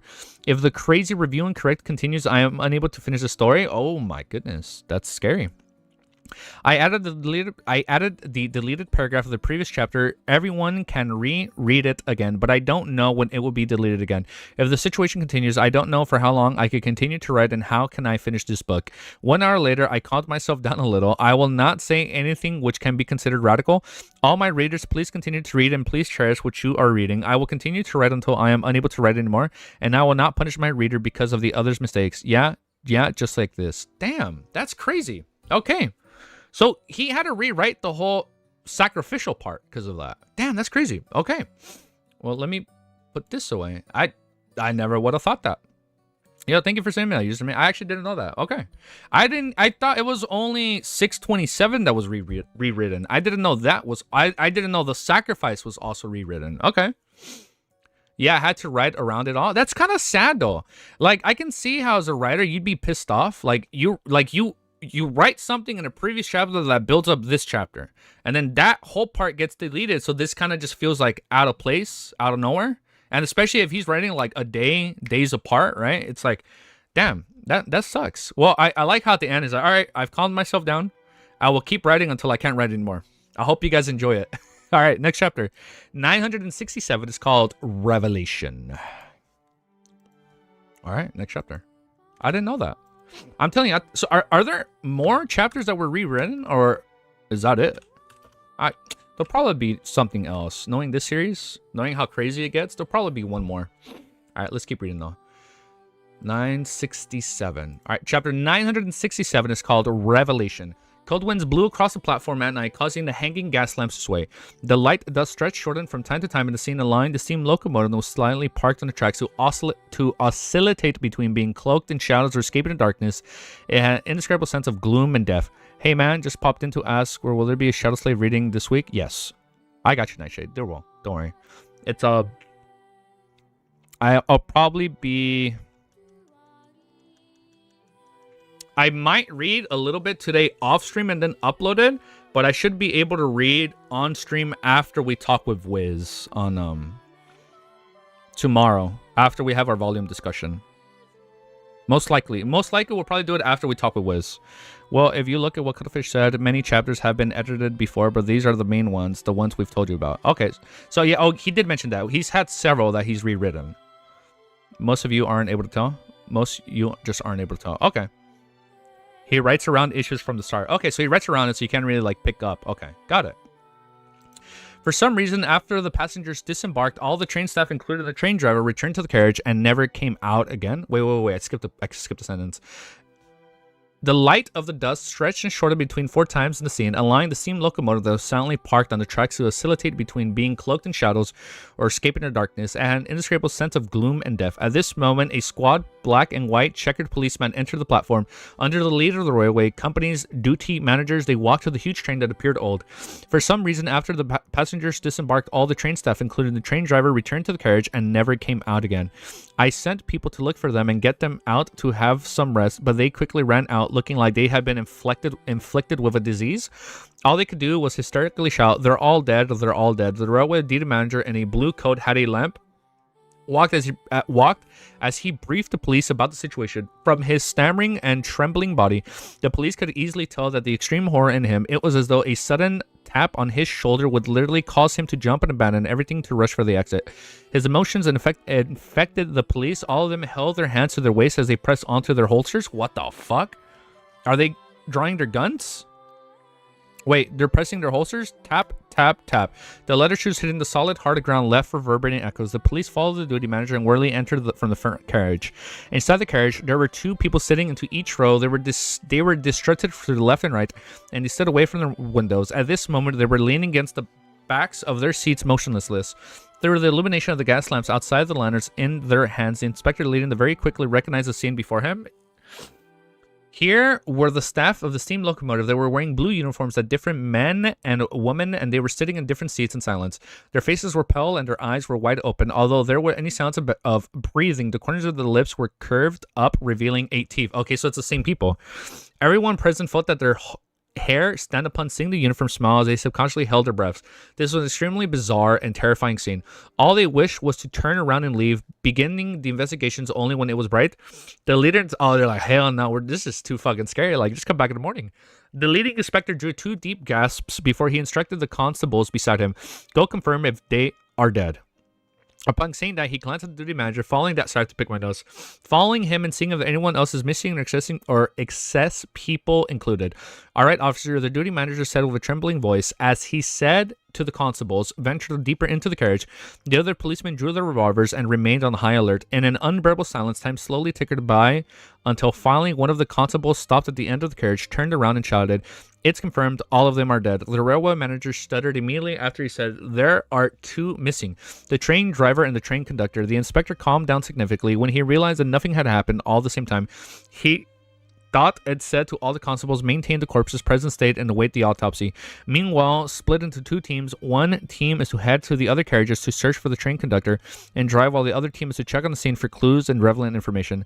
Once the sun rises, we will begin investigation, starting with the train personnel and the passengers who were previously on board. We will search for any commonalities and peculiarities. Although many passengers didn't present their identification documents when purchasing the tickets, the inspector believed that it was possible to find people who had registered themselves and learn from them of any abnormalities on the train or the passengers worth paying attention to. Just as he said that, a biting cold wind stirred, blowing through the carriage. When all this came to an end, the inspector was about to emphasize his orders when he suddenly noticed something amiss. The steam locomotive staff members who were in their seats still had their eyes open with their white showing and their faces pale. However, their mouths had closed at some point in time and were no longer showing their AT. I feel like like in Weapons, there's a scene where they're just sitting there and it kind of looks like they're smiling. Inside a luxurious hotel room, the wall's lamps shone brightly onto the carpeted region where a desk stood. Klein had transformed into German Sparrow and was sitting on a single seater. He had left his leg crossed over the right. Beside him was Enzo, who looked like a native. If you didn't get, basically Klein smiled with 8 teeth. Yeah, that's what I don't get. Why is Klein with them? Like, why is Klein smiling with them?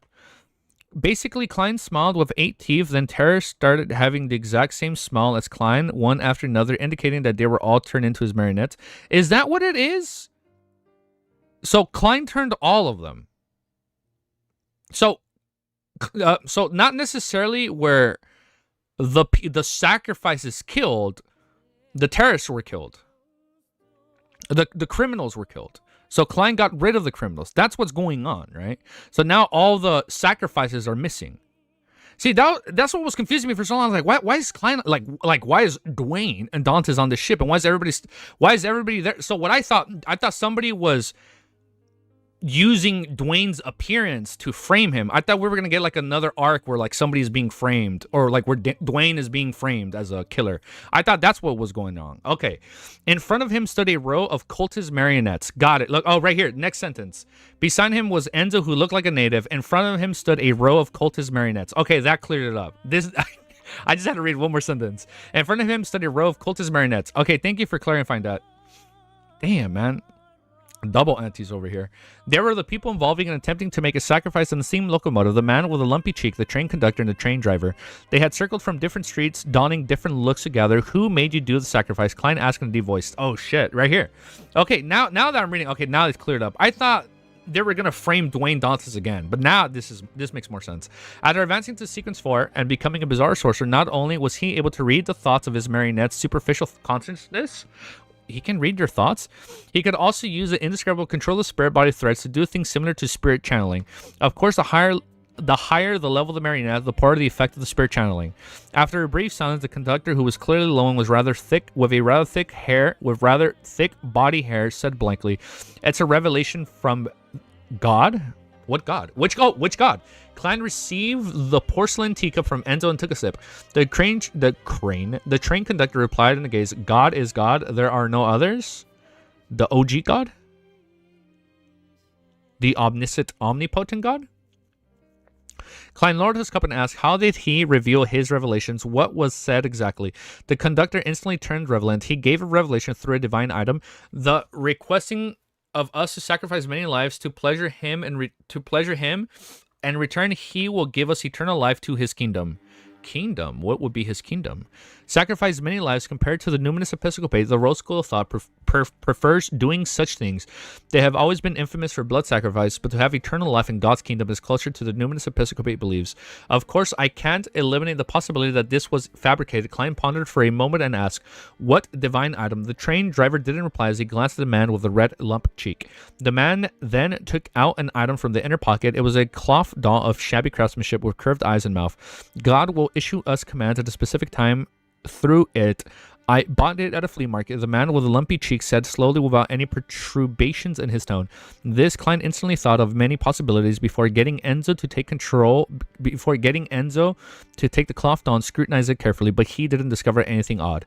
With the experience, this meant that the problem wasn't with the doll. This meant that there were two possibilities. First was someone was using the doll as a decoy while acting as a deity nearby. Second, it was a second possibility. It was truly a secret existence who had specifically labeled the item to send a revelation.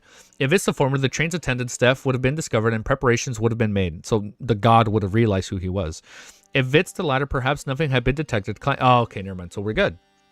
Klein contemplated for a moment and made Enzo place the cloth door on the desk in front of the window.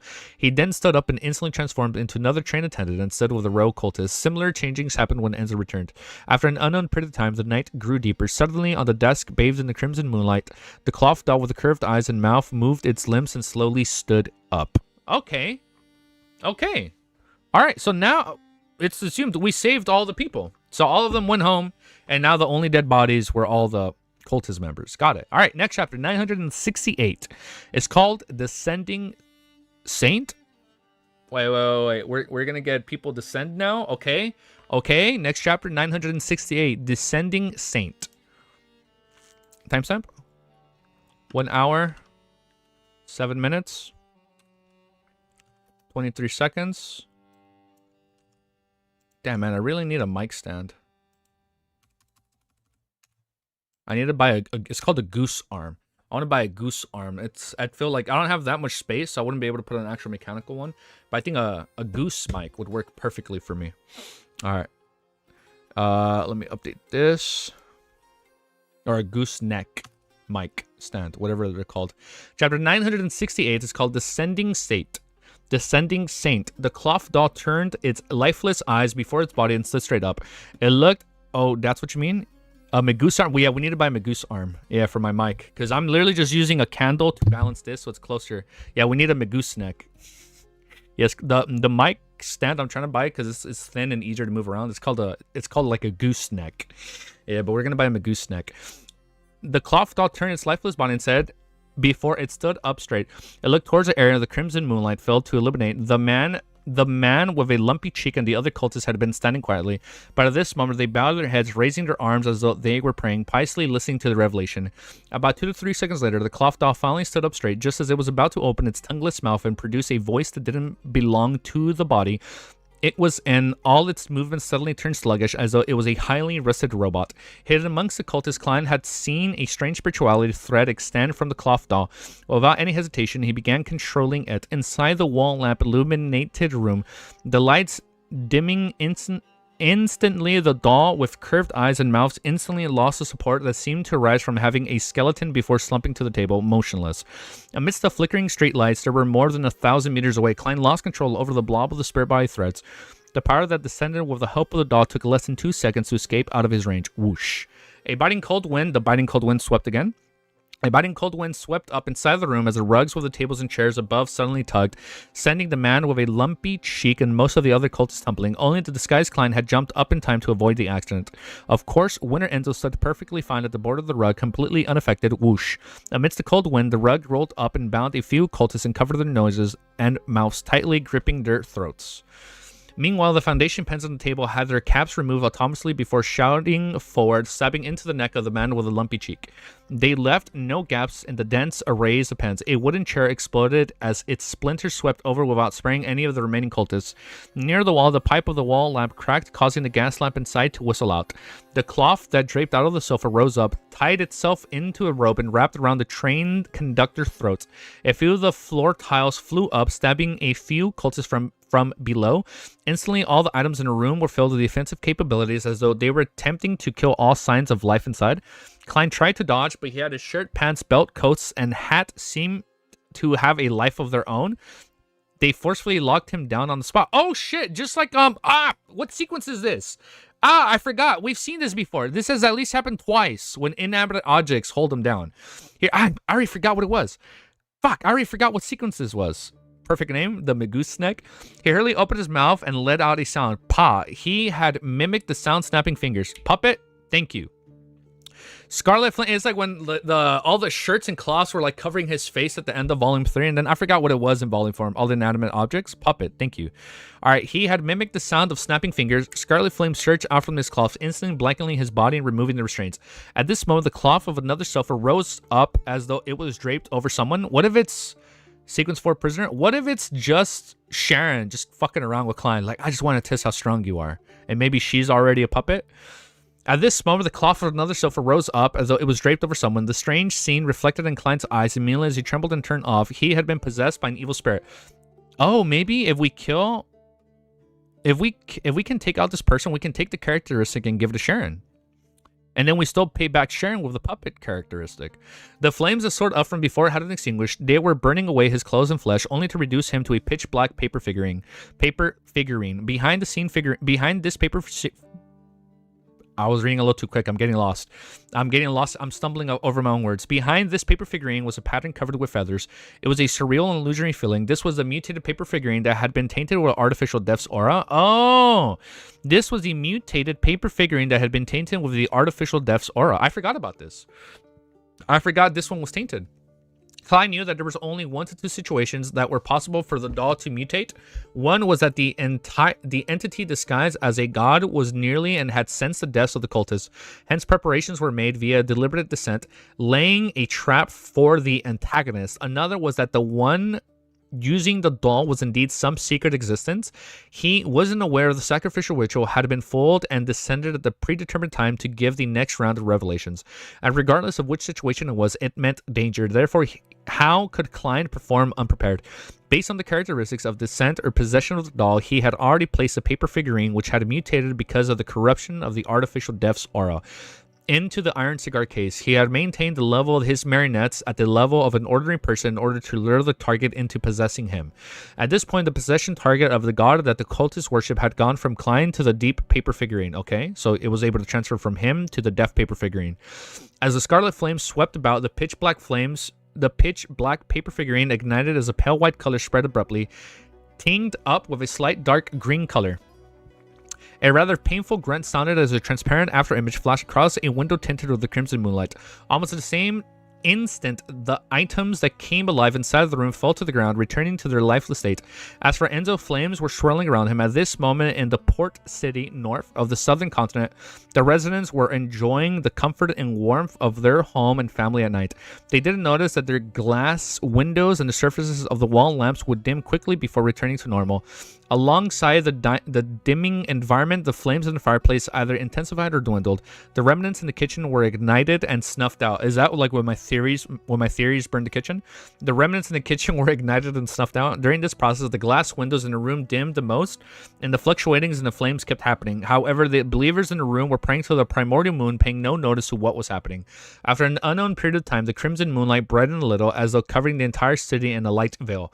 Such brightness quickly returned to normal as a scarlet red flame flared up on a silver candle on a dining table. Enzo walked out of it as his body and face rapidly changed into German Sparrow. Just a moment ago, at that instant, when the crimson moon brightened, he had lost his target. No, not only possessing the Beyonder powers of a high sequence Beyonder of the Wraith pathway, but they can also borrow the power of the crimson moon. Regardless, these two aspects of one is only possible with a sealed artifact or mythical item. Klein muttered silently and came up with preliminary judgment. After the demigod who possessed the doll had been corrupted by the deaf paper figurine, he had believed that he had the chance to take his opponent down. To his surprise, the enemy's strength and means available to them were more varied and potent than he had imagined. The only thing he could confirm was that it was an angel. The strange and the level were far inferior to one. Just as this thought flashed through his mind, Klein left the dining room and entered the activity room. There were a few believers praying to the primordial moon. Unlike the cultists on the steam locomotive, they knew who were praying to, as though they were more formal members of the parish. 1 step, 2 steps, 3 steps. Klein entered the room at an unhurried pace before they turned their heads when they noticed him. With the powerful illusion power of a bizarre sorcerer, they treated German Sparrow as an oracle that had descended upon them.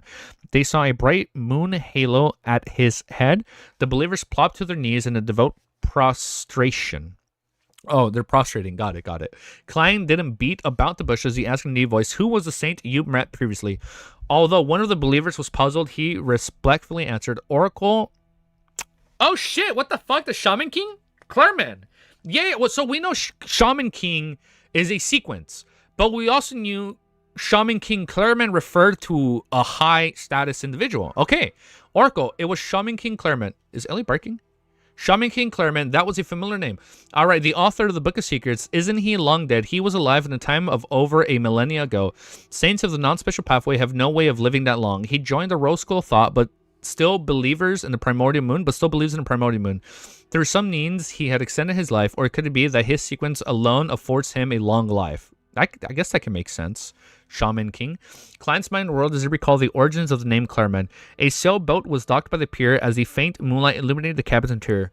A figure with frizzling black hair with white streaks in them walked out of the mirror. He wore a black robe with crimson patterns, and he had wrinkles. They were neither too deep or too shallow on his face. His eyes were bloodshot at this moment on the skin of his exposed, such as the black on the back on his head. His spores had exposed, producing white feathers. They were stained. Oh shit, it's the white feathers. Okay, they had producing white feathers and were stained with pale yellow liquid, and that's fat oil. Now you are still the head chef. You know it, bro. The elder's expression was somewhat warped as he was enduring pain. He quickly sat on the bedside, bowed his head, clasped his hands, and silently chanted. In his jarring voice, his forehead slowly cracked apart, revealing the red full moon that seemed to be embedded in it. The moonlight dispersed as he cloaked the elder, causing the white feathers on him to contract and recede into nothingness. But at this moment, his abdomen bloated up as though it was filled with liquid. Finally, his clothes, together with his skin, tore apart as blobs of flesh and blood covered in the white feathers flew onto the deck. After squirming for quite a while, it rotted and died. Few. The elder looked up and slowly exhaled. His bloodshot eyes were filled with puzzlement. He muttered softly, "Death's blessed." Ugh. But death is no more? Early in the morning. Dun-na-na-na-na. You guys remember the song? Early in the morning, the church storms the mandated punishers who had taken over the case of the mysterious deaths of the steam locomotive staffs had received new intelligence. The missing conductor and driver, as well as a few suspicious passengers, had been found. Before long, this mandated pusher team followed the clues and found their targets. They were silently hung outside a building in a row. This is a provocation, the mandated puncher's captain growled through clenched teeth. But after they lowered the corpses and carried out their investigations inside the room, they saw that these people had been piously praying to the primordial moon in the activity room. Holding a rather diabolical ritual, apprehend all of them. The mandated puncher's captains issued a command. After a second of surprise, the believers of primordial moon seemed to regain their reason as they tried to resist. However, they were quickly suppressed, either dying or being injured in the process. The mandated puncher's captain surveyed the area and inexplicably said to his peers, "They don't notice a row of the corpses hanging at their doorsteps? Probably not." I have to burp. A member of the reader pathway thought and said, "Those corpses might have been left there to guide us to investigate the area." The mandated puncher's captain called himself down and nodded and thought, which church demigod passed by? Chapter 969. Nice. Is called Duke.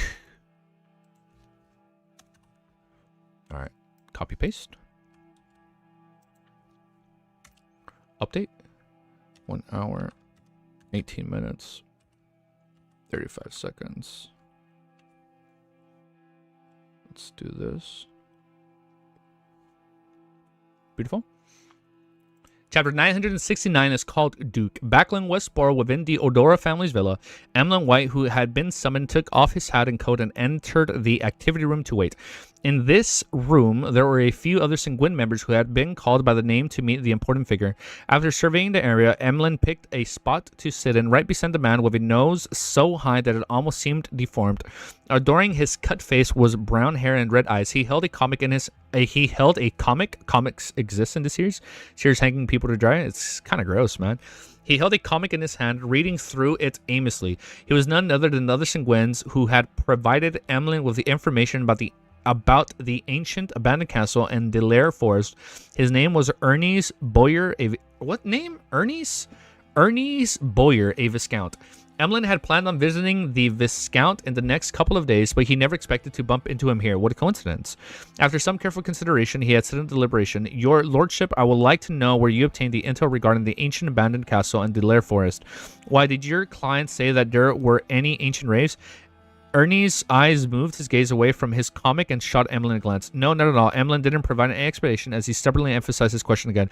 "I'm just very curious of the source. It doesn't seem that simple." Ernie Boyer's closed his comic and nodded slightly.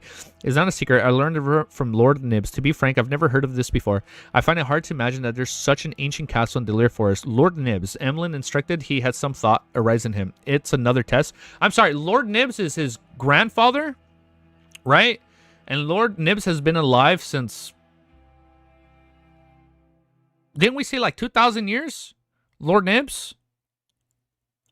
He's been around since the 4th epoch, right? His gramps? But isn't such a test too dangerous? Fuck. Or am I confusing somebody else? No, Monsieur. I think I remember. I'm remembering, right? Maybe I'm not. You let me know. But isn't such a test too dangerous? It even needed Mr. Fool to resolve. Like more than I think. Oh, okay. So it was more than 2,000 years. Yes, you're right. See, I didn't forget. It's even needed Mr. Fool to resolve it. Emlyn frowned slightly as he recalled the details he had contemplated previously. He probed, "Your Lordship, then why didn't you explore the ancient castle? I remember you being an archaeologist, and during this process, you'll be able to obtain the corresponding beyond ingredients of an ancient wraith. Lord Nibs told me that it's very dangerous. One shouldn't approach it unless they are at the level of Earl." Emlyn's mouth gaped as his expression fell into a daze. He then held back his anger and said with a surprised voice, "Then why didn't you warn me?" Emlyn laughed. "Isn't that obvious? How can a location with beyond creatures present wait, what a fucking asshole. He didn't say anything. Isn't that obvious? How can a location with beyond creatures present, one that's known by us and when still exists, if not for special reason?" Emlyn fell silent to days as Ernie added, "Normal reasoning should be like this. Ancient race might exist in some place in Dillery Forest. People have encountered it before, but they were unable to find their origins. This means that finding those ancient races is a very difficult and troublesome affair. The time cost exceeds their values, which allows them to live to this day. I thought you'd easily discover the problem with the reasoning. Likewise for your client. If they had chosen to take action, they must have had possessed the corresponding confidence. At that instant, Emlyn felt the Viscount Earl made plenty of serene, and he could hardly rebuke him. He believed that it was because he and Miss Magician were too foolish, resulting in her slamming her head first into danger. It had nothing to do with him. The next instant, Emlyn felt embarrassed and frustrated, filled with anger towards himself. Finally, Emlyn figured out another problem. Earl is demigod. Nibs is from the fourth epoch. Blood race, internal feud.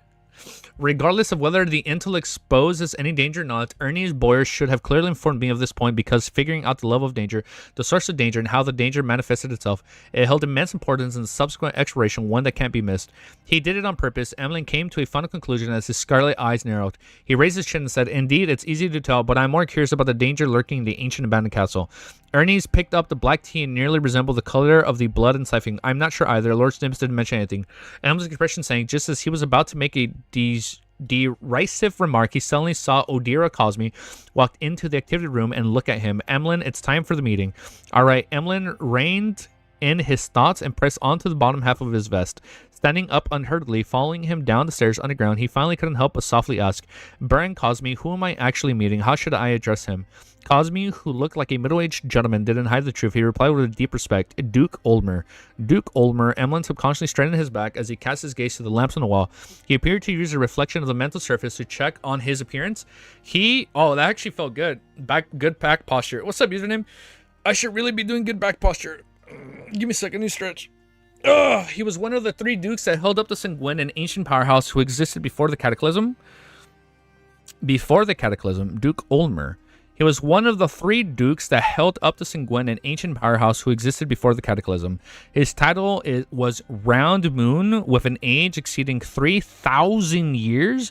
He had once followed in the footsteps of ancestor Lilith. I thought Lord Nibs was the closest thing to Lilith, but now Oldmer actually followed the ancient ancestor Lilith. Okay. Without a doubt, this was synonymous with the history and the glory of the Sanguine. After passing several secret doors, Emlyn and Cosme arrived inside a metal gray hall. This guy's shit, man. This guy's getting a little, just a little bit hyped up. Okay, all right. He is older than the ancient sun god. This race old as hell? What race? Oh, you mean Sanguine. Okay. I thought you meant me and Wiz are raced to see who finishes first. Dukes are higher ranked. The ground and walls were filled with green grass, flowers, and grain. Instincts were crawling between the plants, making Emlyn feel as though he had left the city and arrived somewhere rural.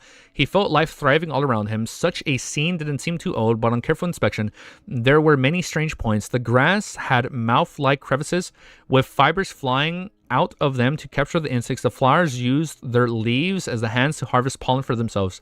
The grains were heavy and occasionally emitting wailing from the inside. There was a myriad spectrum of extraordinary insects. Some had snakes for heads, other birds. These things grew luscious in color. It was to the middle of the hall.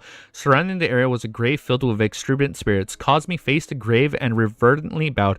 "Your Grace, Emlyn, what is here?" "Good afternoon, Your Grace." Emlyn didn't don his usual arrogance and was in fact a little flustered. Inside the grave, a mellow voice which didn't betray its owner's age chuckled. "A very outstanding young Sanguine." Okay. "Cosme, you may leave for now." "Yes, Your Grace." Cosme bowed in respect and left the metal gray hall that was filled with freshness. Emlyn still there, listening to the mellow voice from the grave. "In the morning, Nibs informed me that you obtained the artificial vampire beyond a characteristic that corresponds to the Viscount title." "Yes, but it has been corrupted and requires purification." Emlyn had to mention the need to remove the mental corruption, the beyond characteristics, because he believed that it was a trivial matter to the Sanguine. At the very least, Baron Cosme had previously confirmed that it was possible. "Yeah, what's up, dude? What's up, Red Devil? Long time no see, dude." Oldmer tersely acknowledged, "Very well, I'll personally purify the characteristic." He paused before saying, "Although the Sanguine enjoys a long life, we will still mature and grow old. There will be new births and deaths. Regardless, nurturing young men is necessary for any race. As for the excellent talent and outstanding abilities you have recently showcased," oh shit, they're hyping him up now, "they have made you a target we place great importance on. Therefore, I personally came to meet you and give you some tests as to expedite your growth." So it was a test. Okay. "Excellent talent and outstanding abilities." Emlyn raised his chin slightly higher once again. He then sighed inwardly. "Indeed, just as Mr. Hangman determined, there will be a test and mission as well as an interview." Amidst his overflowing emotions, Emlyn replied reverently, I'm always prepared.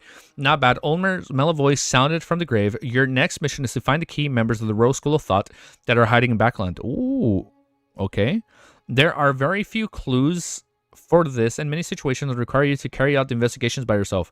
Royal School of Thought, they have a grudge with us and Gwen. They seem to be taking in some believers of the Primordial Moon. Amelin actually knew quite a bit of the Royal School of Thought via the Terror Club, but he deliberately hid this without showcasing it. Yo, you gotta keep some secrets. And Lord of the Mysteries. Apart from taking in believers of Primordial Moon, they had in their possession one of the holy artifacts of us and Gwen. What?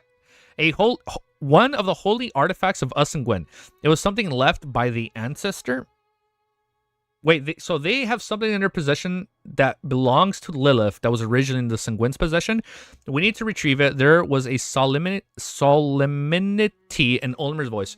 Left by the ancestor, holy artifact of the Sanguine. Emlyn didn't hesitate to say, Your Grace, I'll work hard to find the key members of the Royal School of Thought in Backland. Ulmer's voice turned mellow. Very good. Get me some intel for Cosme and Noel and seek out the incisive point. Emlyn was already eager to do so, but he still restrained himself, asking deliberation, Your Grace, do you know about the abandoned ancient castle in Deliria Forest? Your wish to head there, it's very dangerous, Ulmer said from inside the grave. Emlyn didn't explain as he directly asked, what kind of danger? Ulmer chuckled. The ancient castle might be older than me, even older than the Lear Forest. So the castle has been there since before the forest and before him. I don't know who built it. I only know that there's something sealed underground and it hides an immense secret. Okay, that door. Okay, it's going to be a door of something. Any creature that approaches it will be in danger of being corrupted by the force within. Okay, corruption. I feel like that's the hint. We once imagined that it was something to do with the abyss. Yes, but it's not. But a devil suffered corruption after being thrown into the ancient castle as well. So it's not.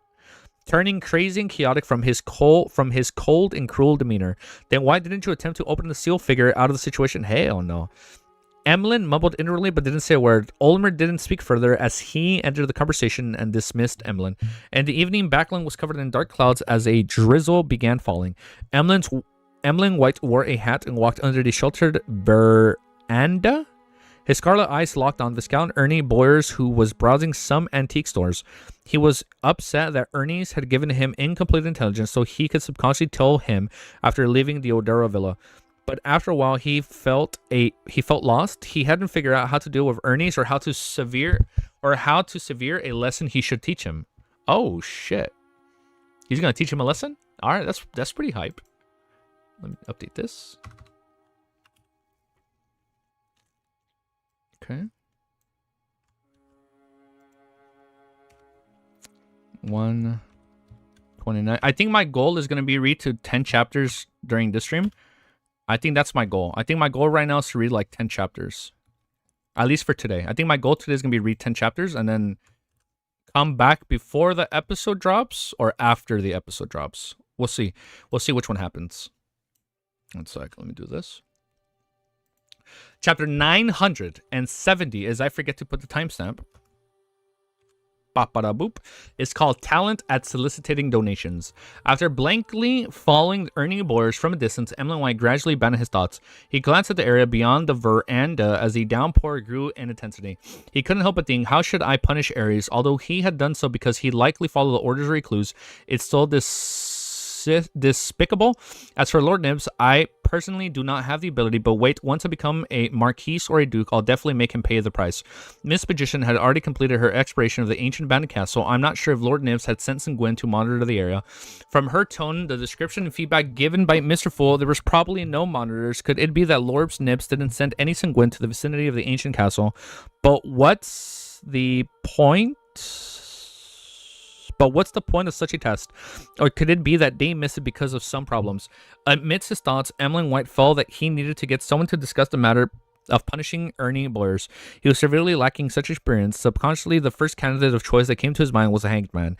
This senior member of the Terror Club was shown to be extremely experienced in various matters.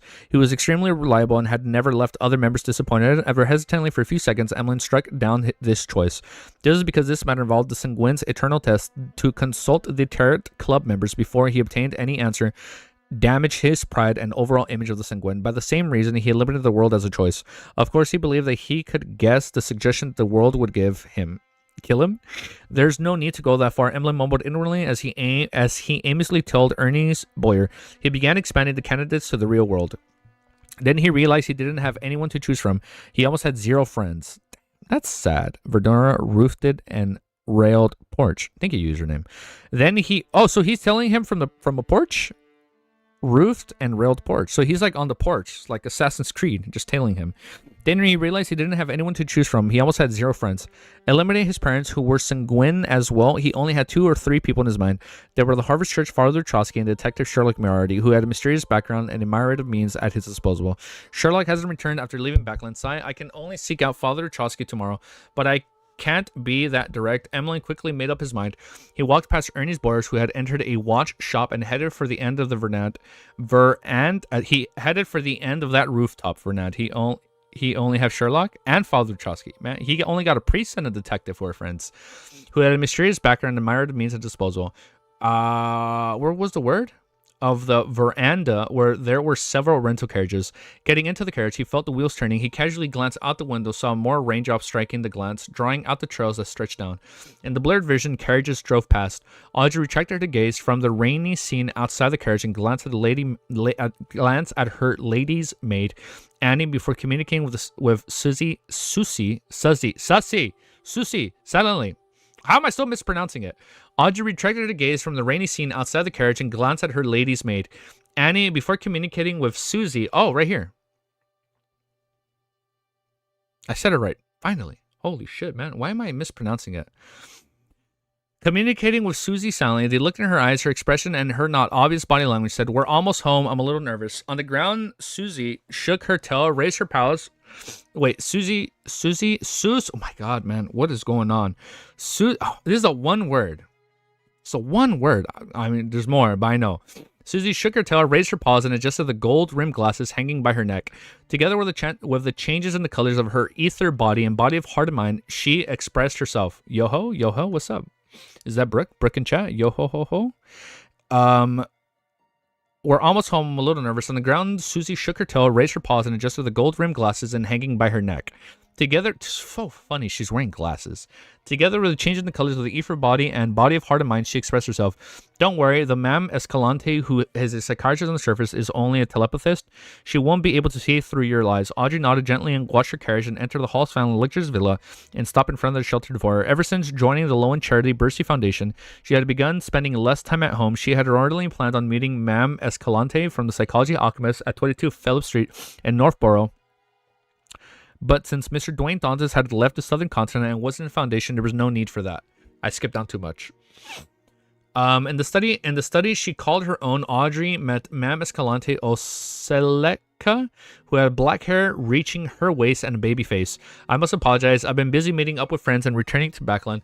My subsequent joining of the Lowen Charity Bursey Foundation has delayed my meeting with you until today. After leaving Susie outside, Audrey elegantly bowed to express her attitude. In fact, this had been deliberate. By dragging out the meeting for another month, her digestion of psychiatrist potion and advancement to the hypnotist became rather reasonable. It was the progress of one to expect what from a genius and nothing else. Escalante returned to the greeting without much thought. I heard that you have been busy with children who desire knowledge. You're virtuous and more dazzling than diamonds. As Audrey gestured for her to sit, she walked to a single-seater and tearfully acknowledged, "Those children are in situations I've never seen before. There's often a voice inside me that's urging me to do something. Ma'am Escalante, if you're free, you can join me and the staff of the Lowen Charity Bursey Foundation to go visit different schools. There you will get to see what most children in the world are experiencing." Having said that, she chuckled as though being I cannot pronounce this word for the life of me. As being self-depreciatory. I apologize. I've recently been accustomed to the kick-start such topics. It's because I wish for more nobles and wealthy to involve themselves in such charities. I hope you can donate more and help even more children. After hearing Audrey, Escalante replied somewhat uncomfortably, "I will do so. I'll also donate some money to the Lowen Charity Bursey Foundation." No, I'm not forcing you to donate. This is to be an action that comes from the heart and something voluntarily. I only wish for you to take a look at and inform the people around you that these children plight and their possibility and their possible futures. This includes the members of the Psychology Alchemist. Audrey shook her head, rejected Escalante's suggestion. All right, Escalante first nodded gently in agreement before feeling that there was something ridiculous in this matter. Miss Audrey's true motives were to solicitate donations from the Psychology Alchemist. Good, man. Good for her. But this was a secret, extraordinary underground organization. This was no different from soliciting donations for the New World Order. Audrey didn't continue discussing the matter related to the lone charity Bercy Foundation. Instead, she said, Ma'am Escalante, I have something I'd like to inform you of. What is it? Escalante read the solemn joy, the pride from her actions and emotions. Audrey smiled and said, I've already become a hypnotist. At that moment, Escalante suspected that Audrey had hypnotized her. She knew that Audrey had obtained the hypnotist potion formula previously. How long ago was that? You should be able to determine then I'm not lying, Audrey said with a smile. Only then did Escalante snap to her senses as she asked in surprise and doubt, You seem to have some extraordinary encounter. Is it to have the courage to make use of matters? Audrey said things that couldn't be any truer. Escalante frowned and said with some hesitation, You wish for the Sigma 5 potion formula? Yes. What do I need to do, or what price needs to be paid? Audrey didn't hide her motives. Escalante looked at the beautiful blonde and green-eyed lady in front of her and deliberated. This is something that's up to me to decide. I will report it and try to arrange for you to meet with Hilbert and Stefan. She was referring to psychologist ad jewelry. Audrey telling secret cults to donate charity is like, no, but don't do it because I told you. Do it from the heart, and that's a good scheme. She was referring to psychologist ad jewelry designer Hilbert Alucard and furniture merchant Stefan Hamp. I forgot there were jewelers and furniture merchants. That's who they were. Clearly, in this group, Psychology Alchemist members, Escalante was in a subordinate position. She's like, I want to see you're higher up. Audrey wasn't surprised by Escalante's reaction, but this didn't mean that their handling of matters wasn't without a problem. A Sequence 6 Beyonder who had to wish to advance was someone that requires deep importance to be attached in any secret organization. This was even the case with the Orthodox churches. There were people who were qualified to meet high-ranking members directly. This also meant that after advancing to hypnotist, Audrey was already an elite in the middle-ranking members of the Psychology Alchemists. Her next goal was to become a quasi-high-ranking member. The person she needs to meet was a counselor of the Psychology Alchemists, and not Hilbert Stefan. She's like, I want to speak to your manager. As her thoughts flashed across her mind, Audrey deliberately showed some of her displeasure. Escalante actually noticed this and hurriedly explained, Meeting Hilbert and Stefan is to confirm your condition before counselors meet you. In fact, with your present level, you should be leading a team and recruiting new members, but with your identity status and daily environment, we have canceled that plan, afraid that it would influence your normal day-to-day-ish life. Counselor, I wish how many counselors from the Psychology Alchemists are in backline. Could it be the royal family consultant, probably? Hyven Rambent, Audrey nodded in thought and said, I can understand and will await your agreements. She then diverted the topic and asked with a curious look, Ma'am Escalante, do you know what's the name of the Sequence 5 potion of the Spectator Pathway? Psychologists, doctors, no. A medic? She's been able to treat people. Maybe a medic? Something, wait, no, now that maybe something getting closer to the word dragon. I don't know. Ma'am Escalante, do you know what the name of the Sequence 5 potion of the Spectator Pathway? Seeing this blonde, green-eyed young lady taking on such a demure pose, Escalante silently heaved a sigh of relief. I've once heard Hybrid mentioned, Dreamwalker. Okay, that makes a lot more sense. Dreamwalker, the angels' imaginations, they're in their dreamlike world where everybody shares one conscience. Okay, Dreamwalker, yes, dragons. Okay, this makes more sense. Dreamwalker, this is somewhat different from what I had imagined, or it could be that dream is just an analogy. To be precise, it should be subconscious walker. Oh, the subconscious walker? So Dreamwalker was the old name, and the new name would be more correlated to subconscious walker. Okay. Audrey didn't conceal her contemplation and analysis before directing her questions to psychology and various information. After having Escalante stay for dinner, she sent the lady to the door where she was on a carriage. At this moment, it was dark outside with gales roaring and rain pouring. Amidst the pouring rain, howling winds, and dark night, a steam sailboat hybrid was cruising through the safe sea route in the Berserk Sea with tourists on board. Klein had already left the southern continent and had returned to Desi Bay after Dwayne Dantes. Amidst the shaking ship, he suddenly woke up, got out of bed, and headed to the window of the first-class cabin's living room and looked outside. Amidst the downpour, 3 huge, strange, pure black sailboats were silently cruising over. Hanging on the sides were lanterns with 3 black sails on masts almost 100 meters long. Damn, that's a big-ass boat. And on its deck, is it Admiral Hell? Ludwell? Black ship. Nast. Nast ship was like 300 meters or something, like 300 feet long, 100 meters. And on its deck stood a modeled stone chair. Okay, yes, Nast, stone chair. That was 2 to 3 meters high, its back facing the cabin. No one was sitting on it. It was the Black Emperor, symbol of the King of the Five Seas Nast. Yeah. Okay, what is going on now? 971 restraint. Before we read this chapter, let me just go use the bathroom, and I'll be right back. Just a little bathroom break. I'll be right back. Just give me 1 sec. Give me a few minutes. I'll be right back.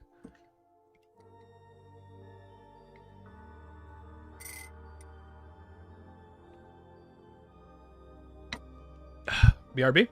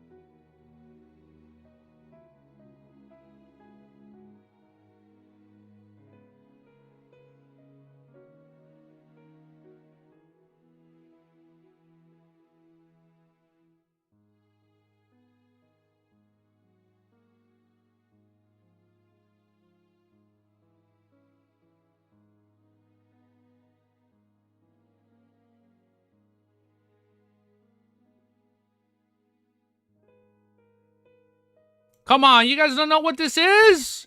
How old are you guys? You guys don't know what song this is? Dun, dun, dun, dun. Bum, bum, bum, bum, bum. Oh, it ended. I want to hear it again. Fuck yeah, man. I didn't even, why is Heavensward music playing? Can I hear the song Side Decay? It's music from Heavensward. It's from the first Final Fantasy 14 expansion. Yeah, Heavensward. Too quiet right now? Hold up. Oh, I know why it played. Did my playlist end? That's weird. No, it's weird. I don't know why it ended. I don't know how the fuck Heavensward music is playing. This isn't even part of the playlist. That's weird. Alright, let's just take it from the top. That's weird. I apologize. Alright, but we're back. Man, my girl, she's such a trooper. She was trying to get some IRL stuff out the way, but then her insurance just screwed her over, and it's like, oh man, she's going through it right now. I was like, I'm gonna help her out after. Once I'm done with stream, I need to go help out my girl. She's going through it a lot. Babe, if you're watching, I love you. Alright, but now we can keep reading. Too quiet? Let me raise the volume a little bit. Alright, did I hide the 2-minute break thing? I did hide it. Okay. Alright, let's keep reading. Let me lower the volume on my end a little bit. No, we're good right here. I think Liza P finished downloading too, by the way. So in about, I have to head out in 3 hours. So what I should do, I should end stream in 2 hours so I have enough time to eat, shower, get ready. Okay. So we're still good for 2 more hours. Okay. Chapter 971 is called Restraint. On the observation deck on the liner, the bulge was sounded. The bulge. The fuck? The bugle was sounded. It tore through the obstacles that put the wind and rain, awakening all the passengers on board. Unable to dress up in time, they could only don a coat of their pajamas. Rushing barefoot to the window to observe the situation outside, half of the passengers quickly saw a gigantic sailboat that didn't adhere to the common sense. They saw its 3 pitch-black sails and blobs of pale flickering yellow amidst the dark environment. Together with the howling wind, spattering rain, and the moonless and starless night sky, many passengers felt as though the ship was approaching from the hill, bringing with it an inexplicable sense of horror and dominance. After a brief pause and frenzy, a name surfaced in their minds: Black Emperor. Anyone who had been out at sea for some time, or the people who lived in the port cities and the various colonies, much more or less knew the existence of such a pirate ship. Sigh, may the storm be with you and me. May the goddess watch over us. Holy lords of storms. Holy lords of storms. I'm gonna start using that in my everyday language. As the passengers subconsciously made prior, they were filled with horror and helplessness. The passengers knew very well that the owner of the Black Emperor had the highest bounty of the 5 seas, in a particular sense of the king of the pirates, and a powerful figure who could remain alive despite the campaigns of the various fleets from different nations. He was definitely not someone the cannons and crews of the liner could resist. Holy Lord of Storms. I know. I'm liking this vocabulary. Holy Lord of Storms. This meant that they were about to fall into the hands of the pirates. Many women couldn't help but imagine being forced by the pirates and being sold to unfamiliar lands. Some trembled while others collapsed to the ground. Some rummaged for daggers or revolvers. It was unknown if they wanted to resist or they were unwilling to face the worst outcome. Having failed to find opportunities, some moved a clove rack to their side. The men didn't react any better, apart from the number of them drawing weapons in a bid to organize themselves to resist. By the remaining froze in the daze and sought places to hide. Others cursed the darn liner for the king of the 5 seas. Finally, the captain's voice boomed into the ears of every passenger via the boarding equipment or something else. Silence, don't be afraid. The owner of the Black Emperor has his own code. He's not like the other pirates. His subordinates can only plunder from items and wealths, nothing else. Such words were repeated a few times, and panicking passengers finally calmed down and no longer exhibited such horror. Compared to the outcome they had imagined, being able to live and not being forced was an excellent outcome. Almost a minute later, a number of passengers were overwhelmed with sadness and cried upon realizing how their hard-earned savings would be wiped out. Some of them were doing businesses through loans. They were unable to pay their loans. It was possible that their family would end up on the streets, relying on the workhouses for survival. Upon having this thought, they hurriedly took action and hid their wealth in all kinds of hiding compartments, hoping to keep as much as they could from any pirate. After doing this, they held their weapons tightly prepared to fight the pirates to death at critical moments. Even feral beasts would fight back when cornered, why not humans? At this moment, many of the pirates of the Black Emperor were waiting by the board side according to their orders. They were prepared to jump onto the prey once the distance was closed. The second mate, Horror Viscount Bird Mustang, was holding a telescope as he observed the liner opposite him without much thought. He was inwardly calculating how much longer before the two ships met. This pirate, whose bounty had exceeded 10,000 pounds, wore an Intis stylish shirt with complicated patterns on his sleeves and collars. He donned a dark red captain's attire as though he was awaiting the commencement of a ball and not a pirate attack. Suddenly, his vision blurred as he could no longer see the liner. Bird Mustang hurriedly searched with his telescope, but regarding the direction he aimed at, there was nothing in the stormy waves and red-headed sea eagles who enjoyed hunting fish during the storms. Such a huge liner had vanished. It vanished? The fuck? The light in Bird Mustang's eyes flicked as he failed to make an accurate judgment. Where's the ship? Where did such a huge ship go? It was still around. The pirates on deck had also noticed something amiss as they examined a ghost ship. No, there aren't any ghost ships with such a make. This is steam and sail hybrid that got popular in recent decades. An illusion someone had hidden the liner with a large-scale illusion. That's so cool, dude. An illusion and disco has to have been done by a demigod. Bird Mustang's thoughts raced as he retracted his telescope and headed for the cabin. That's so sick. He just hit it. During this process, the distance he traveled seemed to distort. In about 8 steps, Bird Mustang covered quite a sizable distance and arrived in front of the captain's cabin. He reverently bowed and said, Earl Nass, something abnormal has happened with the hunt on the Black Emperor, King of the Five Seas. Nass continued, having himself addressed as an earl. It was as the title conferred upon him by Emperor Rizal. Of course, he had publicly announced that it was a matter of time before he established a pirate's kingdom, becoming a duke, king, or even an emperor. The Black Emperor, hell yeah. After a brief silence, a solemn voice sounded from the captain's cabin, circled around it. By our will, Bird Mustang didn't ask why he directly accepted orders. Of course, he could imagine the reason. Be it an illusion or not, to make such a huge steam and sail hybrid liner vanish from the scrutiny of hundreds of pirates, it was definitely not something a low or mid-sequence beyond could have accomplished. This ship definitely had a demigod powerhouse wielding a demigod-level sealed artifact. I wonder who. Must be a mystery for them. And to clash with an unknown demigod from an ordinary liner and not had launched any counterattack. This also implied that he didn't wish to clash with the Backland Emperor and the King of the Five Seas. Therefore, he had only exhibited his existence for shock and awe purpose. Bird Mustang immediately got the sailors to leave the broadside and turned the Black Emperor around. At this point, a huge and heavy red-headed sea eagle suddenly flew out of its flock and headed for the Black Emperor, spiraling above the ghost ship. Amidst the pirates confusing, the red-headed sea eagle looked down upon the deck and spoke deeply into a human's voice. I wish to meet Earl of the White Maple. Bird Mustang was taken aback for a second before he cast his eyes at the cabin.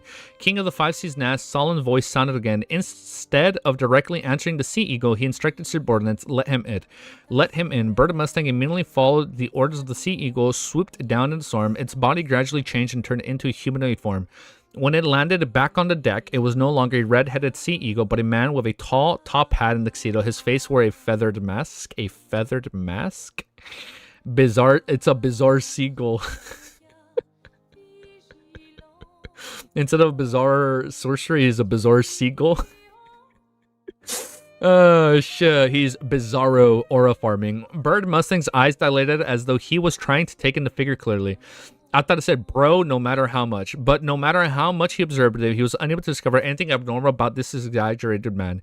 It was as though there wasn't a red-headed sea eagle from the very beginning. A few seconds later, Bird Mustang's pupils dilated even more because he saw the figure's side profile as it walked past him. The man, who appeared like he was an invitee at a banquet, was very thin. His side profile was about as wide of 2 fingers. I'm sorry, is this his new persona? His side profile was about the width of 2 fingers? At that instant, Bird Mustang felt as though he was seeing a walking paper figurine. Oh, never mind. But it was also slightly thicker than one. A monster. He gulped with great difficulty as he watched his terrifying demigod walk towards the cabin.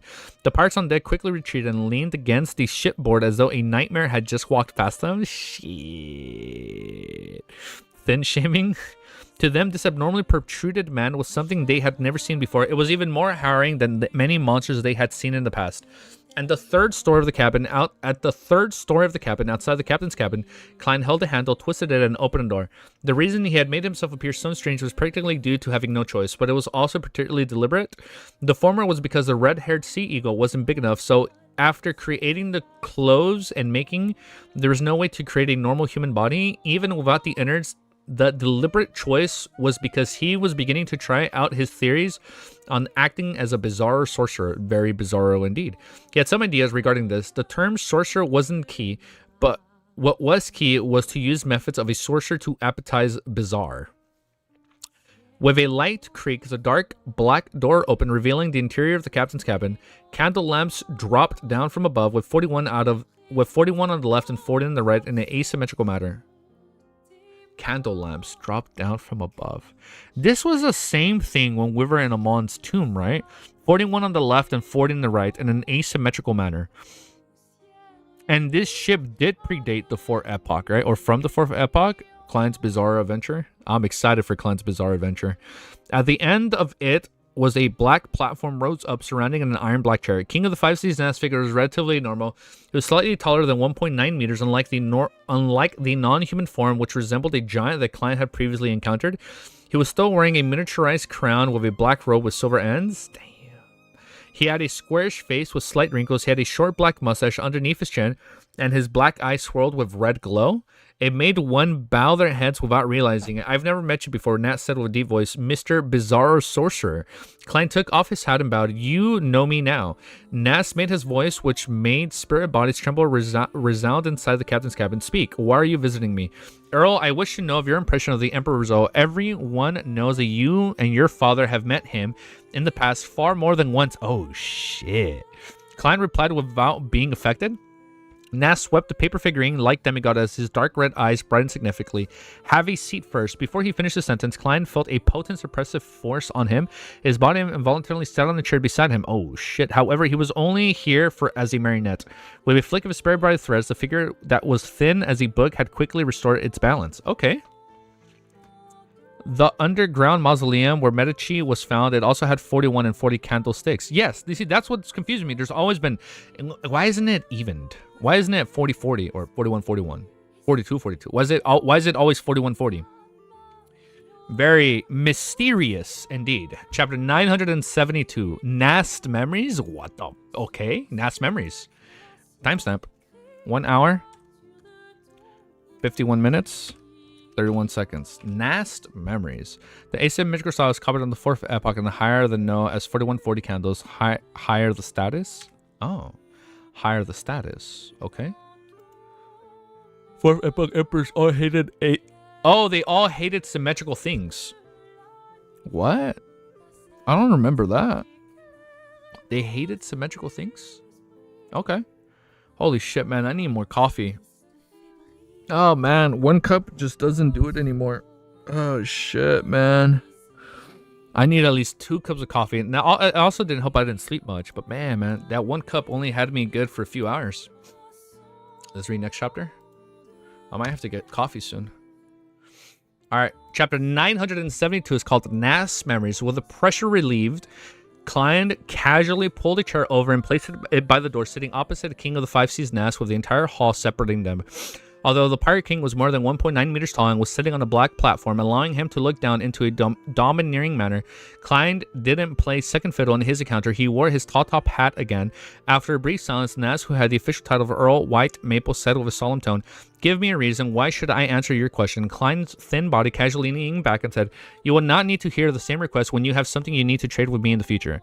The dark red light flickered in Nas' Black Emperor nice and Nast's black eyes as he said, "I basically know all the saints active in this world, but that doesn't include you." Klein cursed the feathered mask on his face and laughed. Without answering, he asked in turn, "Have you met Zaratul?" "I've met him twice in Emperor Rizal's palace. I'd also interacted with quite a number of Secret Order members." Nast replied with a calm and direct but extremely domineering tone. Oh shit, we're trying to see who has a bigger aura energy here. I don't know. I just don't know the numbers. Not the meaning. I just like saying it to Oral V readers. Damn, I also haven't read Oral V in a while. Quite a number of Secret Order members. You should introduce me to them when the opportunity arises. Klein couldn't help but quip. He then smiled and said, "I've also met Zartul." Nast raised his hand to stroke his short black beard. His already tall figure seemed to burgeon, making the mood in the captain's cabin even more gloomier, and replies. After a few seconds, he stared at Klein from above and said, "My impression of Emperor Rizal is very simple. No one is more suitable than him to be the Black Emperor." Roselle? no one is more suitable than him to be the Black Emperor. So Rizal might come back, because Black Emperors have a way to come back even in death. If you, as long as you have believers, or you still have like your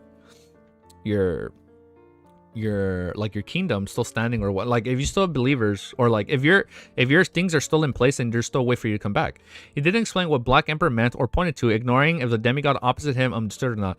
Is that so? From the King of the Five Seas is that so? From this King of the Five Seas words, although the Emperor's diary implied that he made up his mind only in later years to switch to the Black Emperor pathway and to make preparations, he had long had such inclinations. He had unconsciously exhibited it and set up the situation ahead of time. Klein thought of enlightenment. He believed that Nas' impression of Emperor Zhou was limited to that.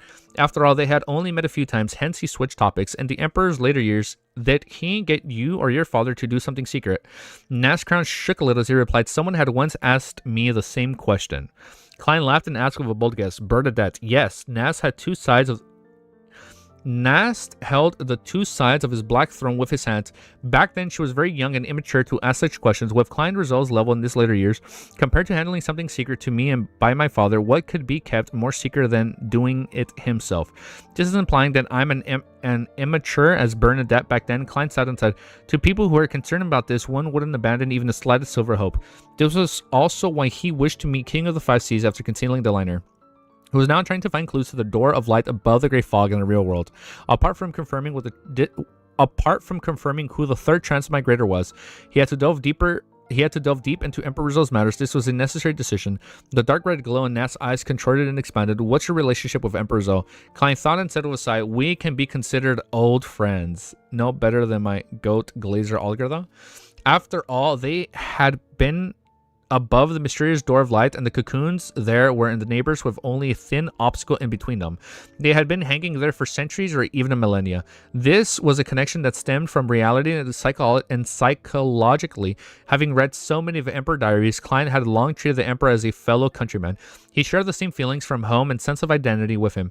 Nas stared at the thin demigod who sat by the door before retracting his gaze and solemnly said, any more questions? Klein was already prepared. He asked in an unhurried tone, do you feel that there was anything abnormal about Emperor Rizal in his later years? The slightly wrinkled Nas remained silent for quite a while before saying, I don't know enough about him, so I wasn't able to notice anything abnormal. The only thing that made me feel odd was when me and my father met him, he would stand at the floor to ceiling window facing west. He faced west. There's something west. Isn't that the way of the abyss? Isn't the Foxy west? He would stare into the distance. It would happen in the morning, noon, and the evening. And the room wasn't the only one a floor-to-ceiling window. West. Oh! I fucking knew it! West. Into the distance, the Foxy. When he looked into the abyss, Klein seemed to mutter to himself as though seeking confirmation. And he recalled that Emperor's diaries had maintained mention of the mysterious primitive island. And he recalled the abyss that hid somewhere in the Foxy. Okay. Maybe we are getting the abyss this volume. Somewhere in the Foxy. Oh, everything goes back. Bro loves the abyss a bit too much. Everything goes back to the abyss. Okay. All right. Now this is getting very mysterious indeed. Why is he always looking towards the abyss? Nas nodded slightly and said, that was my guess as well. Klein silently exhaled. After some consideration, he stood up and said, I'm done with my questions. Please pardon me for your intrusion. Your lordship, I wonder if I can help you in a transaction. He was fulfilling his promise. Nas fell silent for 2 seconds and said, help me find the card of blasphemy that corresponds to the Black Emperor? Shit. For an instant, Klein suspected that the Pirate King was testing him, but he immediately felt that an unknown demigod had little to do with the Black Emperor card. He said with a smile, I'll try my best. However, the question from before aren't worth a card of blasphemy. If I can obtain it, I'll trade you for the information inside it. Of course, I might only provide clues to that card. Nas cursed the armrest of his iron black throne and said in a deep and deadpan manner, so be it. Klein took off his hat again, bowed and turned to leave before returning to the deck. Under horror, Viscount Bird Mustang accompanied his gaze. He raised his arms. His body rapidly contracted as the feather mask on his face spread out. In just 2 or 3 seconds, his entire person became an ordinary red-headed sea eagle. The sea eagle immediately flapped its wings, flying into the dark storm, vanishing from the sight of the pirates of the Black Emperor. That's a demigod. Bird Mustang looked into midair and sighed like, that's a badass demigod. He just looks at the sea eagle. Although making a further advancement at sequence finding... An eagle? Huh. Oh, I'm sure in the chapter.